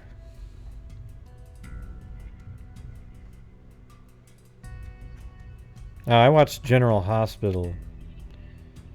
I didn't watch Days of Our Lives that much. You know, Stefano. And I wonder if those people are... You know what's weird is... you wonder if those people... You know, here's what was creepy. You know, I watched General Hospital when I was in college. Everybody did. It didn't matter what gender or anything. Everybody in college watched General Hospital, Days of Our Lives, One Life to Live. Anyways, everybody did. So some people would miss class so that somebody else could stay home and watch it and then fill everybody in on what happened. Because back then you weren't really any recording devices or anything like that. So that's what everybody did. But what's weird is you see like Luke and Laura, all that shit going on. Man, I can't even remember the other people's names. Like, I remember their faces and everything, but Quartermains. You know, anyways, you go back to it 30 years later, and the same freaking characters are on there. It's amazing. How do they do that? They kind of even look the same. Some of them look better even. Oh yeah, Blackie. Yeah. Yeah, he was in the band. Remember, it was also with what's his face? Oh hell, what's his name? Who was the other guy on General Hospital that was a singer? Yeah, No, there was Rick Springfield, but then the other guy. Rick Springfield, he was a legitimate artist later. No, it was Jack Wagner. There you go. Yeah, it was Jack Wagner. He was pretty good too. He's a great golfer though. I mean, Jack Wagner is scratch or better, but he was a great good singer too on the show. But yeah, Rick Springfield turned into a legit singer. He's still out there, still performs today. Jesse's Girl, remember that?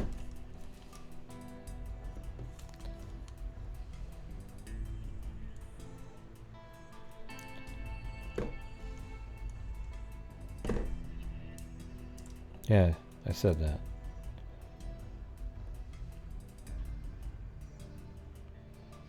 No, but in college, when I was in college, everybody used to watch General Hospital. Like everybody. It wasn't, you know, it was pretty weird. Like you would schedule your classes so that you weren't in a class during that time. People were wondering, how come there's nobody in the 2 o'clock class time? See, it was One Life to Live was on at 1. General Hospital was on at 2.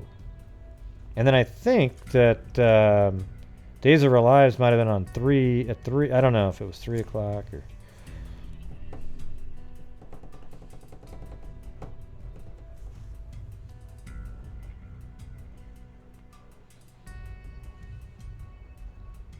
No, that was before. Yeah, okay.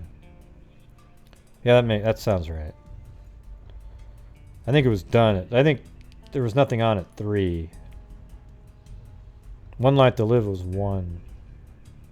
General Hospital 2.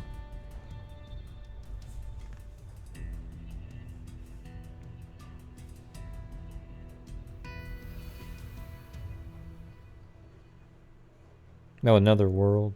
Yeah, never watched that one. How did those ever become legitimate? A soap opera. I mean, you know what I mean? Like, what made it so? Ooh, yeah. I mean, it's amazing too, the job security for these people. They do a show every single weekday of every year for 40 years.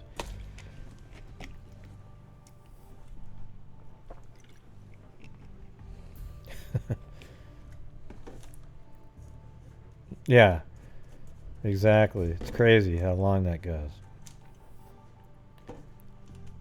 I don't know. I definitely would never have time for anything like that now.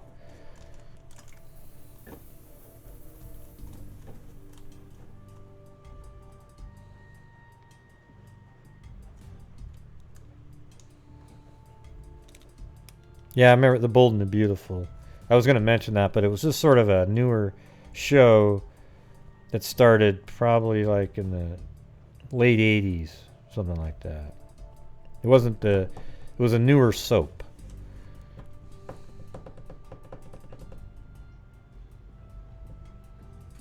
Oh yeah, the nighttime soap opera.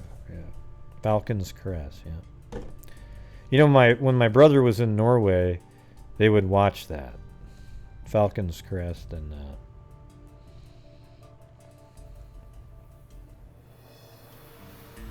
yeah, I like Carol Burnett, Tim Conway, and Harvey Korman together. They were amazing. I think Tim Conway might be one of the funniest people I've ever seen. You all remember the classic one where he's going across the crosswalk and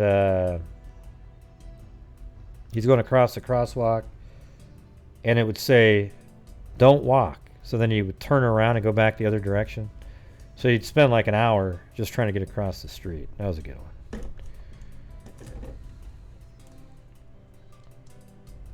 Yep. That was the gun, scooting his feet, yeah. Oh yeah, the dentist one, that one's hilarious. You know what I like the most about it is how Harvey Korman can hardly ever keep a straight face. And none of them. Carol Burnett, all of them. They just start laughing because it's so damn funny to them. And that makes everybody laugh more when you realize that that person's laughing. And they're not trying to.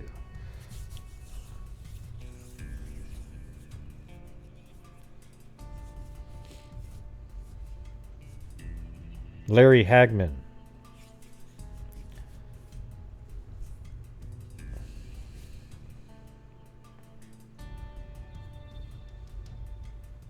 That's his real name.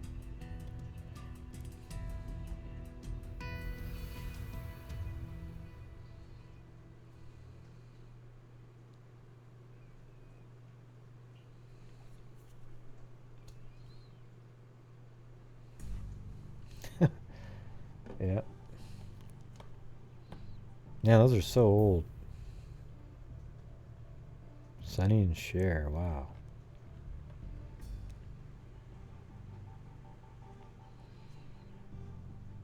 I don't remember there being a soap opera parody. That would have been funny to watch.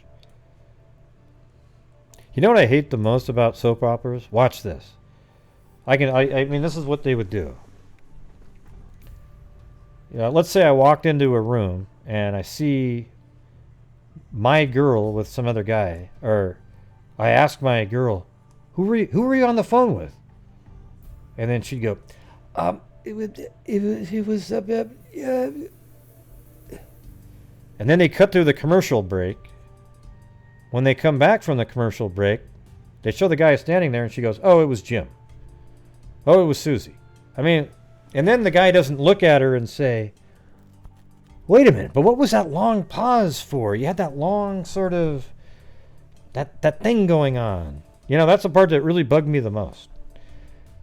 I mean, you'd think they would have called out the person because they went, and they cut the commercial break, come back. It was Sandy. Oh, great. Hey, you want to go to McDonald's later? No, that's not how it would have gone. It would have gone like this. Wait a minute. How come you paused for so long there?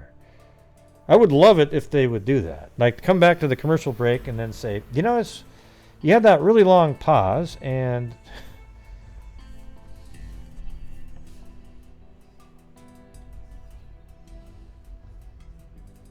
Yeah.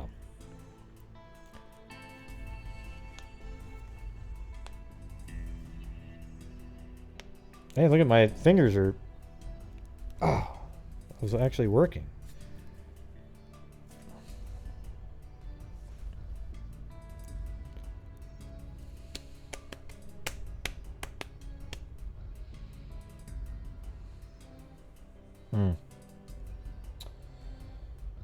Yep.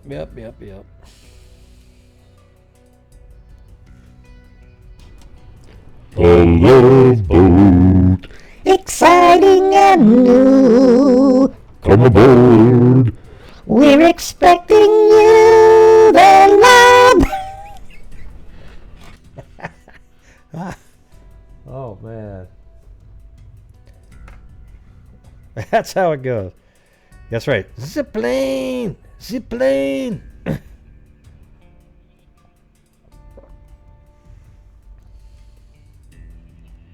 Oh, Sue Ellen did it. Okay. Well, see, you answered it right away.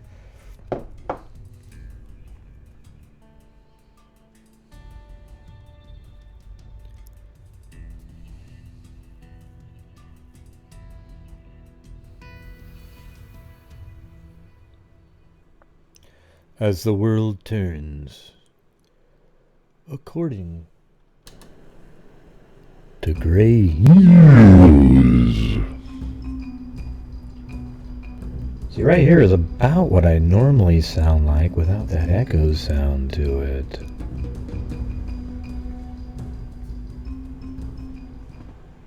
Sue Ellen did it. Grey blue heart, see no evil monkey. Thank you, Sean Beecham.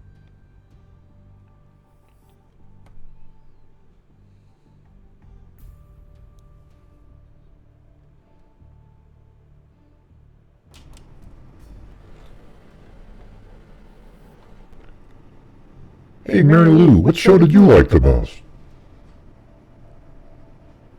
I liked H.R. Buffin stuff a lot. That was really cool.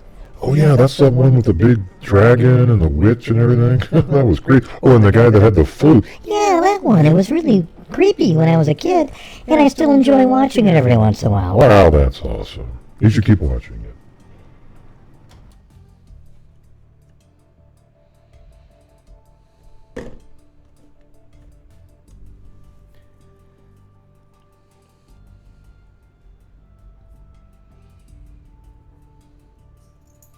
Oh, yeah. I'm Mork from Ork. No, I don't remember Great Space Coasters. Shazbat Nanu Nanu. Gizba. Oh, yeah? You were named after the Bionic Woman, Jamie Summers, huh? You know what's amazing? I always asked myself, how did it turn out that both legs were bionic? Could you imagine running if only one leg was bionic? It'd be like, be really a strange looking thing if you only had one bionic leg. Remember the bionic eye? He never really went like that to focus it, but that'd be a little strange, right? Stick your hand in your eyeball and adjust the focus a little bit. So so I think it was Steve Austin, the man barely alive, that they rebuilt. He had 2 bionic legs and a bionic arm and a bionic eye.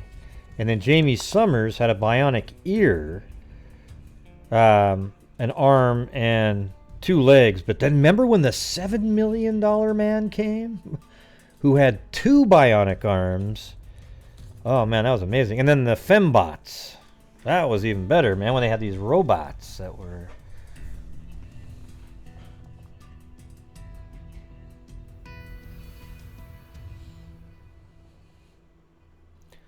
Yeah, because Jamie Summers they were like engaged, I think, before something happened.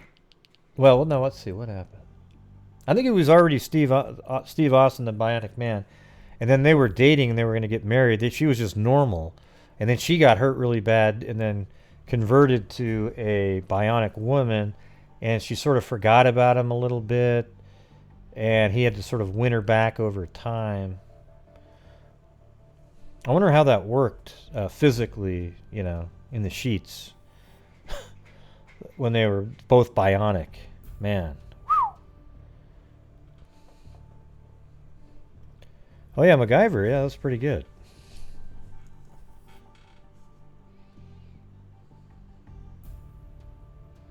I don't know whatever happened to her.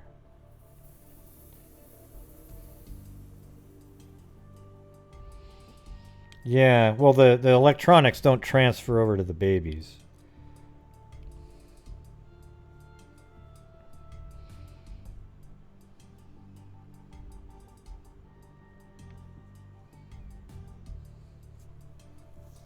Oh, yeah, I remember. Oh, yeah, Buck Rogers. Yeah, what were those little things? The Twiggy. Yeah, the little robot. What was the deal with the robot there? God, that was dumb.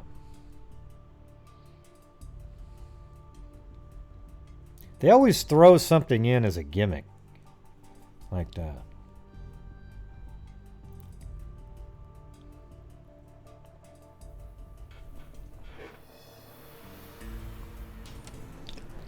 Oh, and my other favorite show was Land of the Lost. You know, with the Schlee stacks? Oh yeah, I remember that thing. They had those little bow and arrows where the arrows flipped horizontally. They didn't actually puncture anything. Yeah, that one. You know, the one with the whole family, Will and Holly. They went down this rapids and went into some weird Land of the Lost where there was dinosaurs still. It was really cool. Yes, and Chalk of the Missing Link. You remember that? Yeah. That was good stuff. Oh yeah, Chalk of the Missing Link. Remember it became friends with the little dinosaur and everything like that? Yeah. Yeah. Yeah, that's why I said Will and Holly,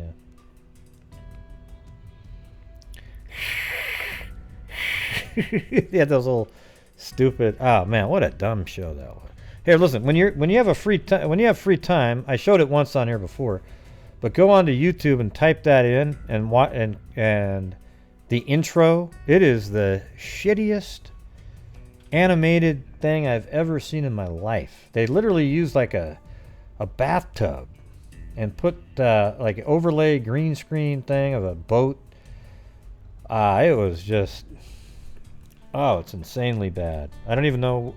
It's almost like the moment you watch the intro, you should never watch a second of the show.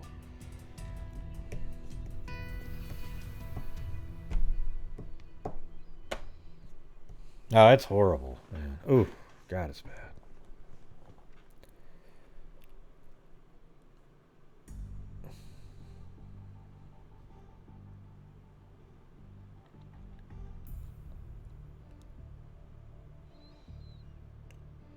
Oh, yeah. God, that was a great show, Patch.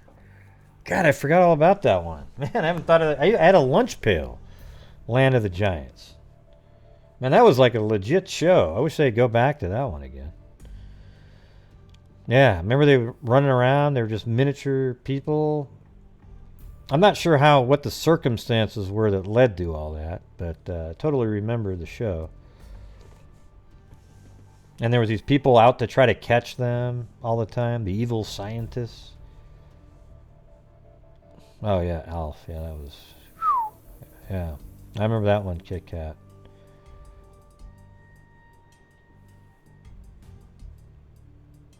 Oh yeah, Speed Racer was just the name of it. It wasn't. That was the song. Go Speed Racer, go Speed Racer, go! Yeah. And there comes Speedy down the track. You never know when he'll be back. Yep. With a powerful Mach 5. Yeah, Chim Chim, Spritle. It was like this. Hey, Spritle. Hey, Chim Chim. Right? They dubbed in the voices for that. I think it was like a Japanese show that they converted over. What do you mean? You're kidding me, right? I have no way of knowing what you are talking about. Yeah, that's how they dub in. Yeah, it was anime. Definitely anime. Trixie, Chim Chim, Spritle. What was his name, though? I forgot, like... Oh, Speedy's what they call him. They didn't have a real name, though?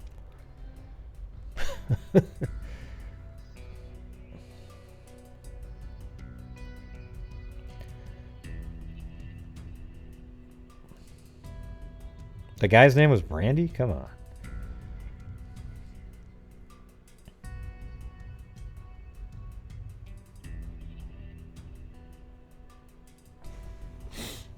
Yeah, I think it was just, his name was just Speedy. Remember that? They just called him Speedy.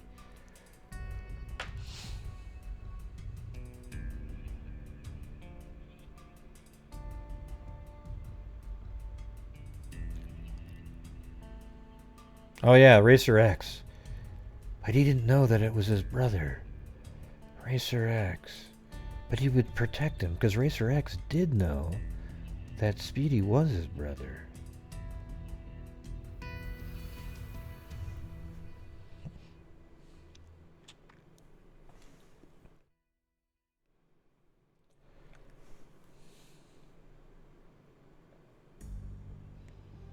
Oh yeah, I didn't like that. What was in that Schlepp car? Remember that show? It was like another Saturday morning one. I hated that thing.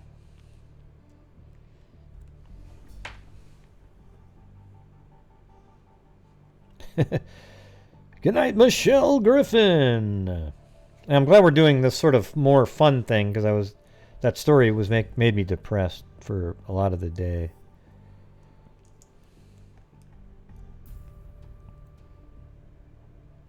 Kung Fu Theater.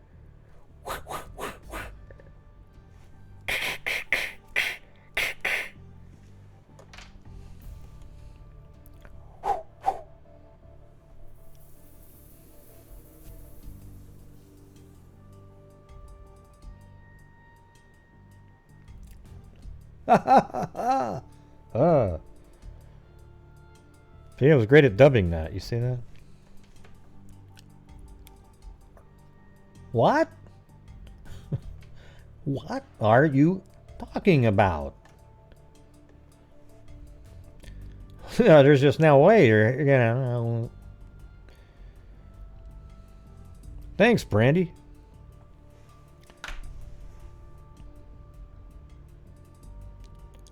Jabberjaw. Oh yeah, Hogan's Heroes, that was good. Claudia Neubauer. Thank you, Claudia Neubauer.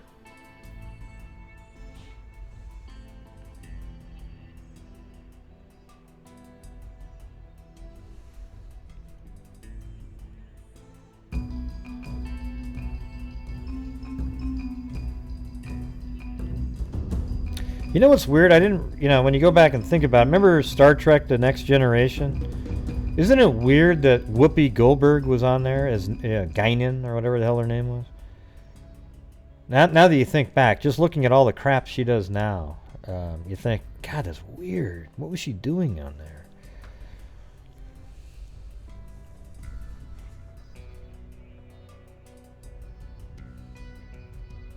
Yeah, she blows. She's not even a good person. That's the sad part. She's just... Same thing with the other idiot with the red hair. What's her name? Yeah.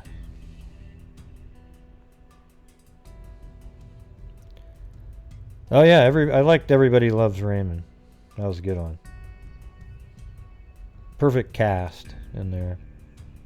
Yeah, the whole view, just what a joke.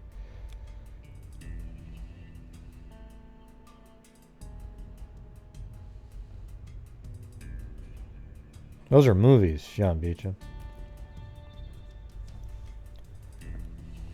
Yeah, Joy Behar. She is just... Behar. Yeah, Joy, she is just... I mean, I don't even care what side of the fence you're on. You can't like Joy Behar. She is just a vile human being. Probably the most inaccurate person that's ever been on television. I wonder if she knows that.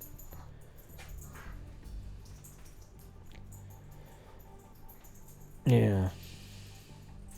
What, the original Star Trek? I know. Yeah, everybody should go watch the original Star Treks now. They're awesome. And they're so well written.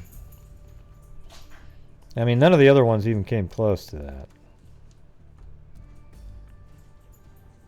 Love and peace. Peace, hope, humanity. These are the things that make us human. They sought you out. Our mission was still one apiece.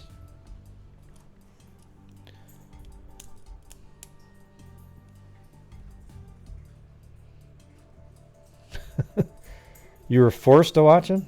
Did you get anything out of it?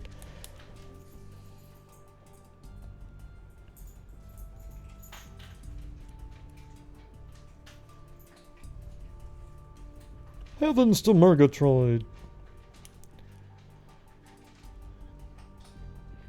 Yeah, damn it, Jim. I'm a doctor, not a bricklayer. Remember that? That was the episode with the Hortas. I doubt it, Amy Higg. I don't think Bosom Buddies or the one that they were talking about earlier, there's just no chance. Even though they're funny and people, nobody... I think when you make humor out of sensitive issues, it actually lowers the importance of those things in a way that's good. It's like, yeah, I mean, who cares? Look at that. Like Sanford and Son, right?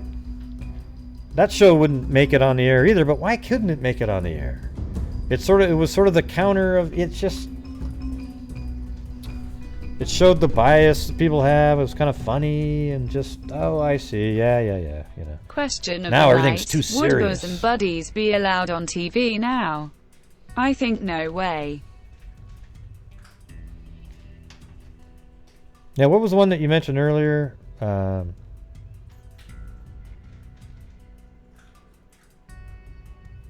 The guy that... Yeah, Archie Bunker. That's what I was looking for. Yeah, it's a counter to Archie Bunker, but Archie Bunker had both sides too.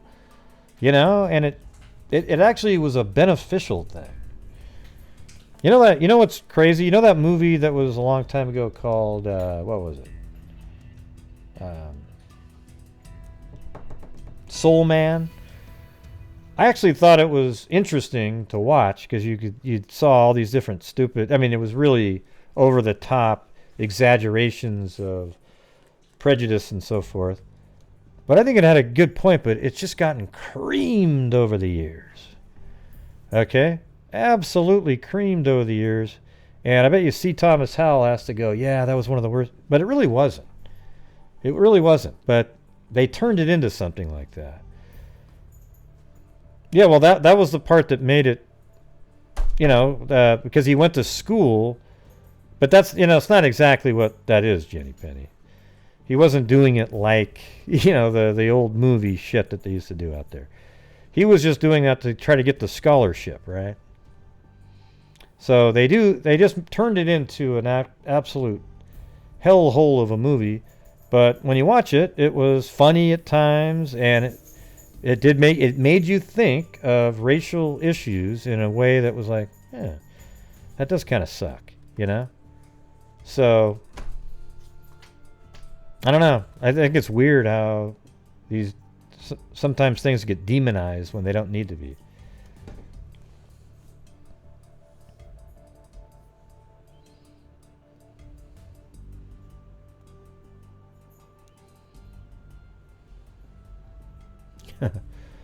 Yeah.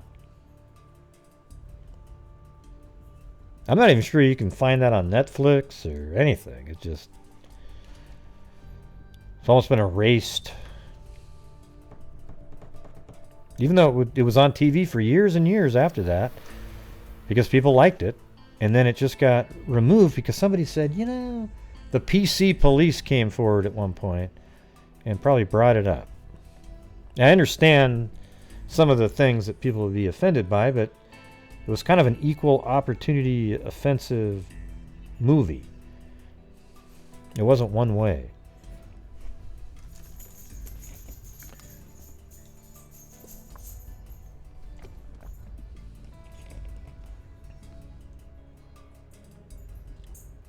What happened? Who's Erica?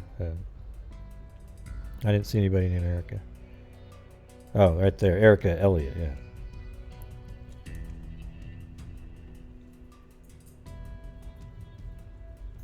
Oh, you didn't get notified that we were doing a show?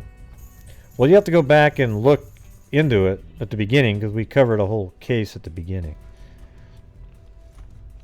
Erica. I was looking for a name in the white color.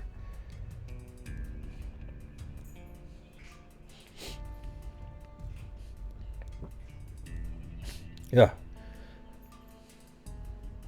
I think she was talking about she didn't get notified for the show. I'm not sure why she put, why didn't I get notified for the live chat? Well, the live chat's just part of the show.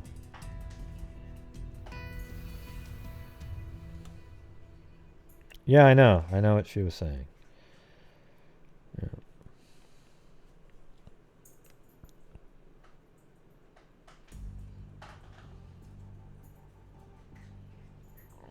I didn't watch all of the original Twilight Zones. But I do remember the one with William Shatner in it, where he was on the plane and he saw a creature out on the wing, because that was the same storyline played out by John Lithgow in the movie Twilight Zone.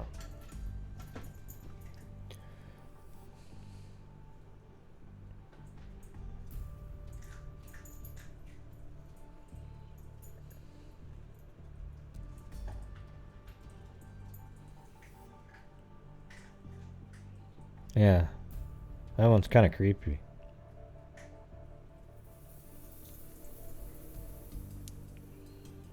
Okay, so somebody you barely even knew at all, Jane. Okay, cool. All right.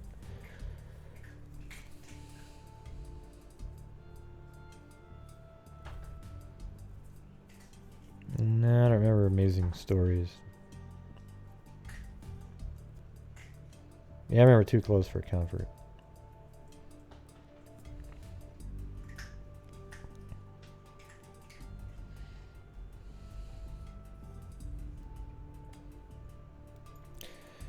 Hey, you want to... Okay, here's a movie that all of you guys should go watch. By Steven Spielberg. And it's his first movie he ever made. It's called Duel. With Dennis Weaver. I think he's just the main... That's it. It's like Dennis Weaver. And the whole plot is Dennis Weaver passes a semi-truck on a freeway, or, you know, driving somewhere, and the semi-truck takes that as an insult, and the whole movie is about... Yeah, I said that, Grady Grat. Yeah. It's weird how you type in exactly what I just said. It's like... Yeah, I think people heard me. Did everybody hear me say the movie Duel? Did you hear me say that? Yeah. Yeah, so it's a crazy movie. And it probably didn't cost a damn thing to make. However, it really... I mean, it just grabs you the whole time.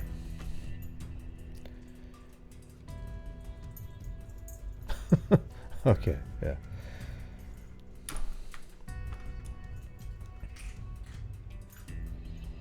Yeah, it's crazy.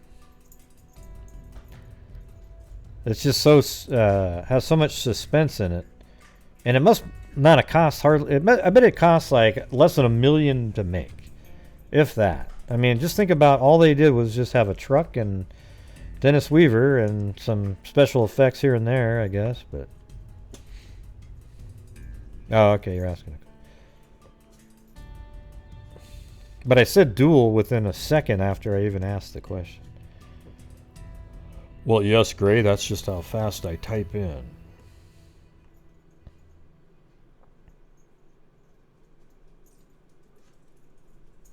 Yeah, I think Rod Serling also did the Jacques Cousteau journeys. Jacques Cousteau and Philippe will try to find...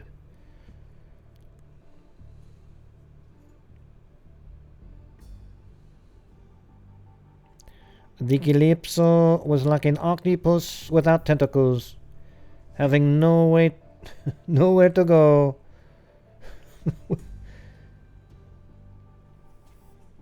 Yeah.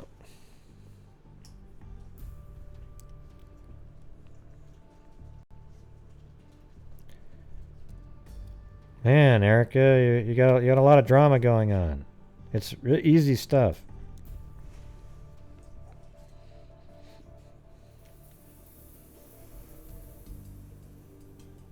What country do you live in? I mean, they don't have anything like that. You just click on the thing.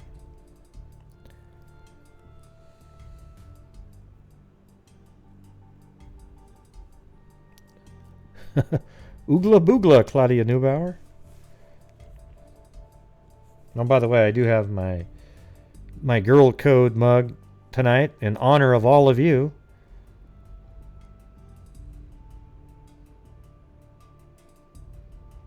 Right, Gritty Gret? Do you have one of these?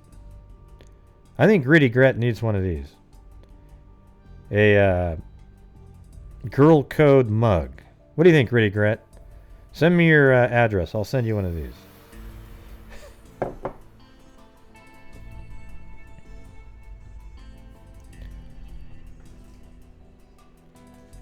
E.T. phone home.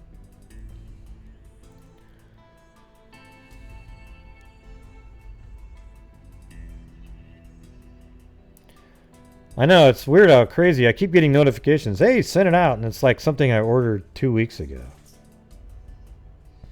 Yeah, they just keep on. I think yours might be coming out, though. I thought I saw that one.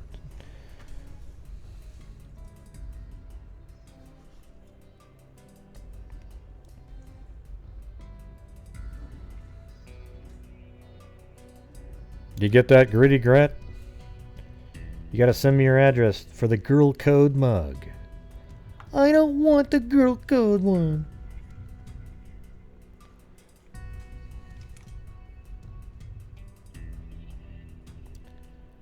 Ah.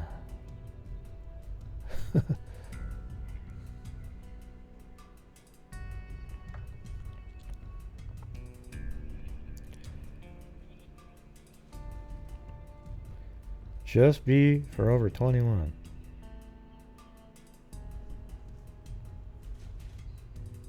I don't know if I ever watched Silver Bullet.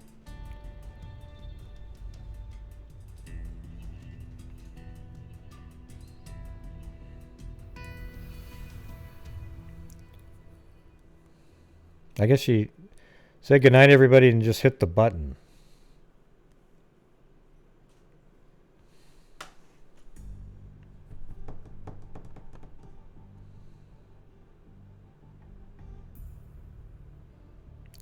Yeah, I never watched American Werewolf in London. And the reason I didn't watch it is because the entire premise was so ludicrous that I never even watched it. Even though it did have Fox in there. I just was like, yeah.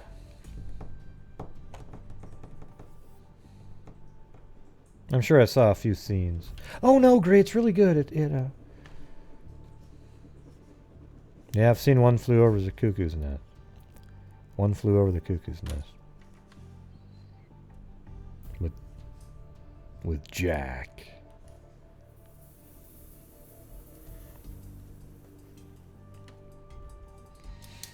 You know what show I did watch that you guys will probably laugh at? Well, two of them actually. Buffy the Vampire Slayer and Angel.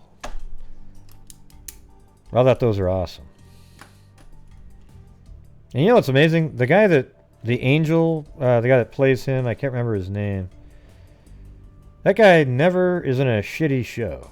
Like, he went from Buffy the Vampire Slayer and then Angel, and then he went straight from that to, I think, Bones.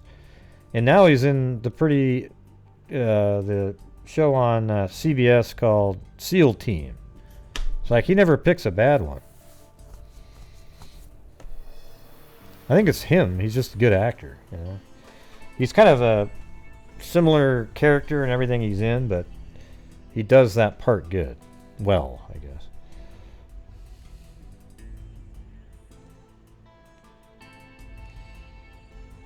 Yeah, but he's pretty good in this one. You guys got to check out on... He's got a little bit more range going on in SEAL Team.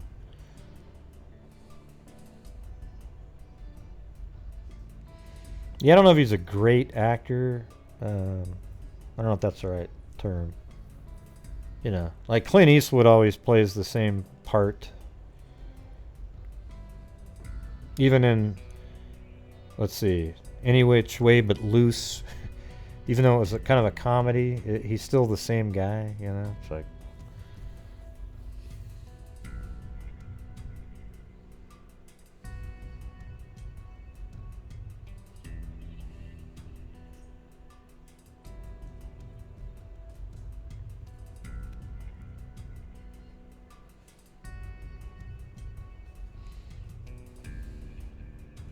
Yeah, I like Bones.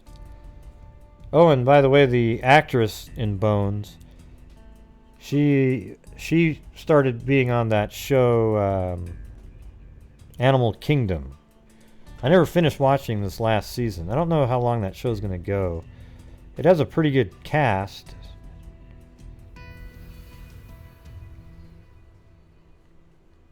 But what I don't like is all these shows now that try to push... You know, they I don't know. Like, I don't really care about sexual orientation. But why do you have to put it into every single show to make it, oh, look, everybody, look, we got this one. We got them all, every single thing queued up. Just have shows about whatever, and if it seems to fit, put it in, okay? But don't put it in gratuitously just to sort of push sort of, you know, like, hey, everybody, see, this is... It's weird.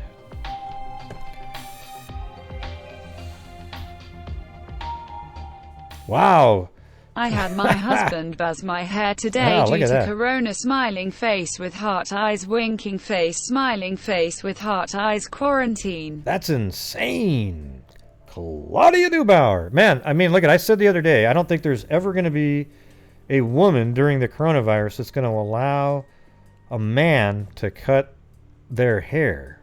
Okay, because my wife cut my hair today. But look at that. But Claudia has sort of short hair, so I could see how that could still work. Did it turn out pretty good, Claudia?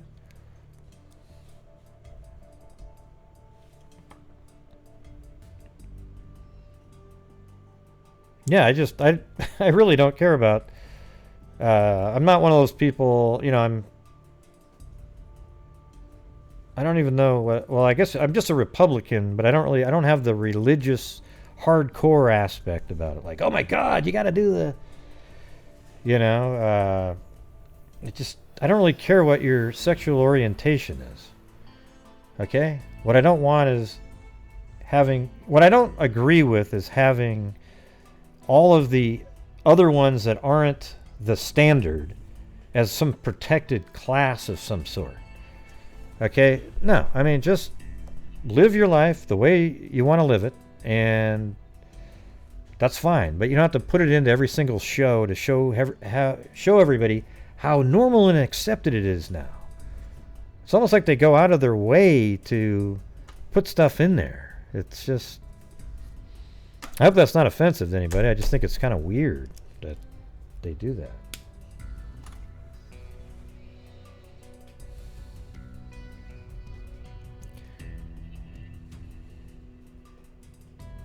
Wait, what did she say?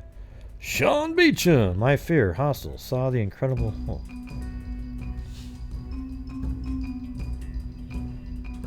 So you needed a touch up, but did he do well, Claudia?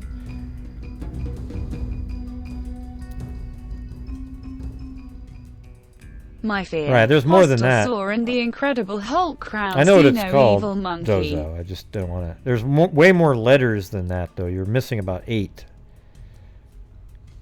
That's so old. The 5 letters you brought up.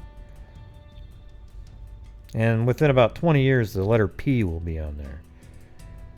And you can imagine what that probably stood for.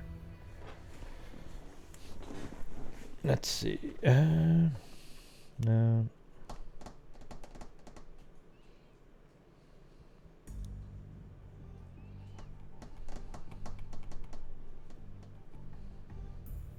Oh, you're adding me? Jeez, thanks a lot. Am I my own category? Yeah, Lucifer is what people call me. Susanna, I have a friend that says, "Oh God, you're like Lucifer," you know. And so they call me Lucifer, and then I got my car, and the first 3 letters were 666. Oh boy, whew. Wow. Or numbers. Yeah.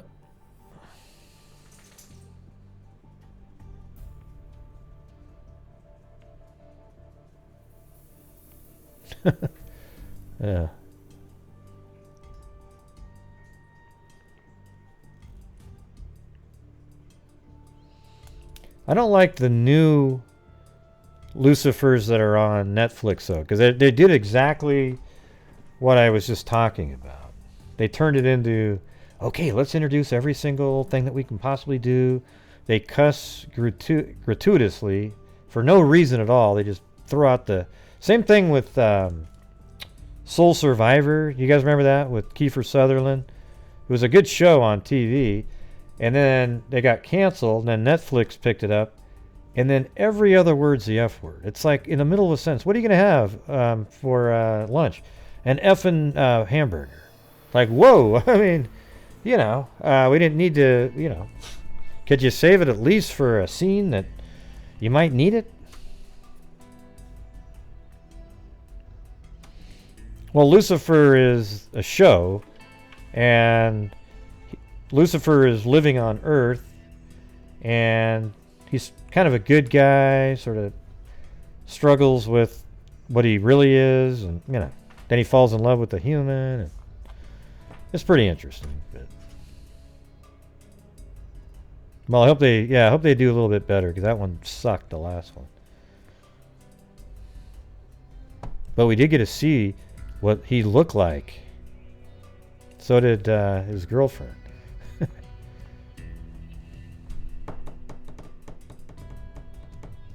Yeah, you never seen Soul Survivor with Kiefer Sutherland? That was a TV show.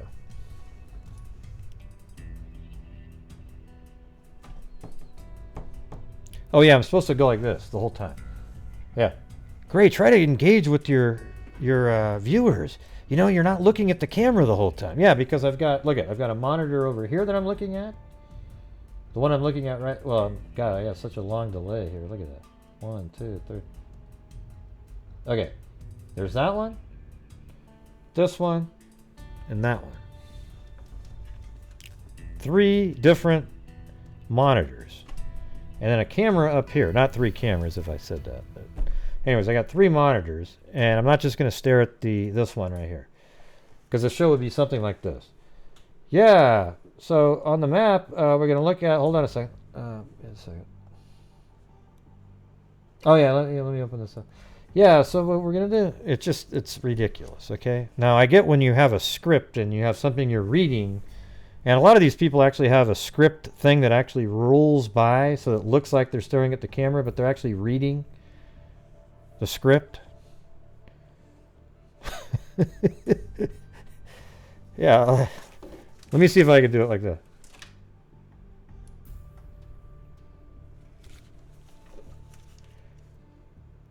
Okay, spotted at 1. Forget it, I can't do it. Yeah, kind of a teleprompter, I guess, but yeah, I get, like, somebody sent me an email. That's the same one that was talking about my, you know, my channel. Oh, and how, oh God, you're just making money off of. Look it, I am a YouTuber with my channel that's monetized, and I feel good about the fact that I can make money on this channel, and then I can actually donate a ton of money also. Okay? I feel good about it. I actually look in the mirror at night and am proud of it. I don't go, oh God, oh holy crap. You know, you can take your sanctimonious holier than thou bullshit somewhere else, and before you get on me next time, I want you to make sure you get that letter writing campaign going to 48 hours, 60 minutes, IDTV producers, all those people, and make the same ridiculous complaints that people are making money off of the misery of others, the crimes. Yeah, I get it. But a lot of times what we're doing is we're covering cold cases and unsolved cases, hoping that somebody out there might get it, and they're just interesting. Okay? So quit your complaining. You sound like absolute idiots. And I tell I don't like, though, the crama, you know, they call themselves crama, the crime drama community, I think is an embarrassment. Okay? Those people shouldn't exist. Now, if you want to just do drama, that's great. But don't start talking about crime and have a whole show about drama for hours and hours and hours, because it's just stupid and a waste of time. Okay? Now, you can go ahead and do your drama channels, because that's really what they are now. And I don't mind that part. See, like when I watch Perplexed and what's her name? Makeup Mobster, they're drama channels. Okay, they don't do crime. Every once in a while they talk about something, but they don't really do crime. Okay, let's be honest. So I go over there and watch because it's entertaining. It's funny. You know, I know them, so I can just sit there and have no idea what they're talking about for the 35 minutes or so that right. So I actually don't feel bad whatsoever at all. I've worked a long time, very hard. I put a lot of hours in, and I think my time is worth something, you know.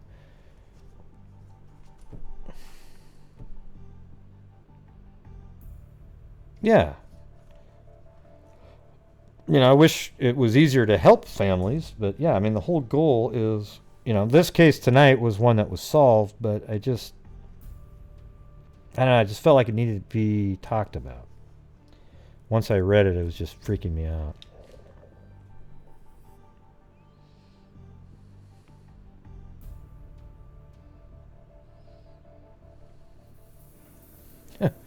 Well, that's cool, Susanna. No, I really don't. When people bitch about that kind of stuff, I just say, well, my channel donates a lot to charity, and even if I didn't donate to charity, it's really none of your business, and I wouldn't feel bad, but I got to tell you, I feel so much better that we donate so much money to charities every month. And I think it's great that you guys are all part of it. We have the numbers up there so you can see what's going on.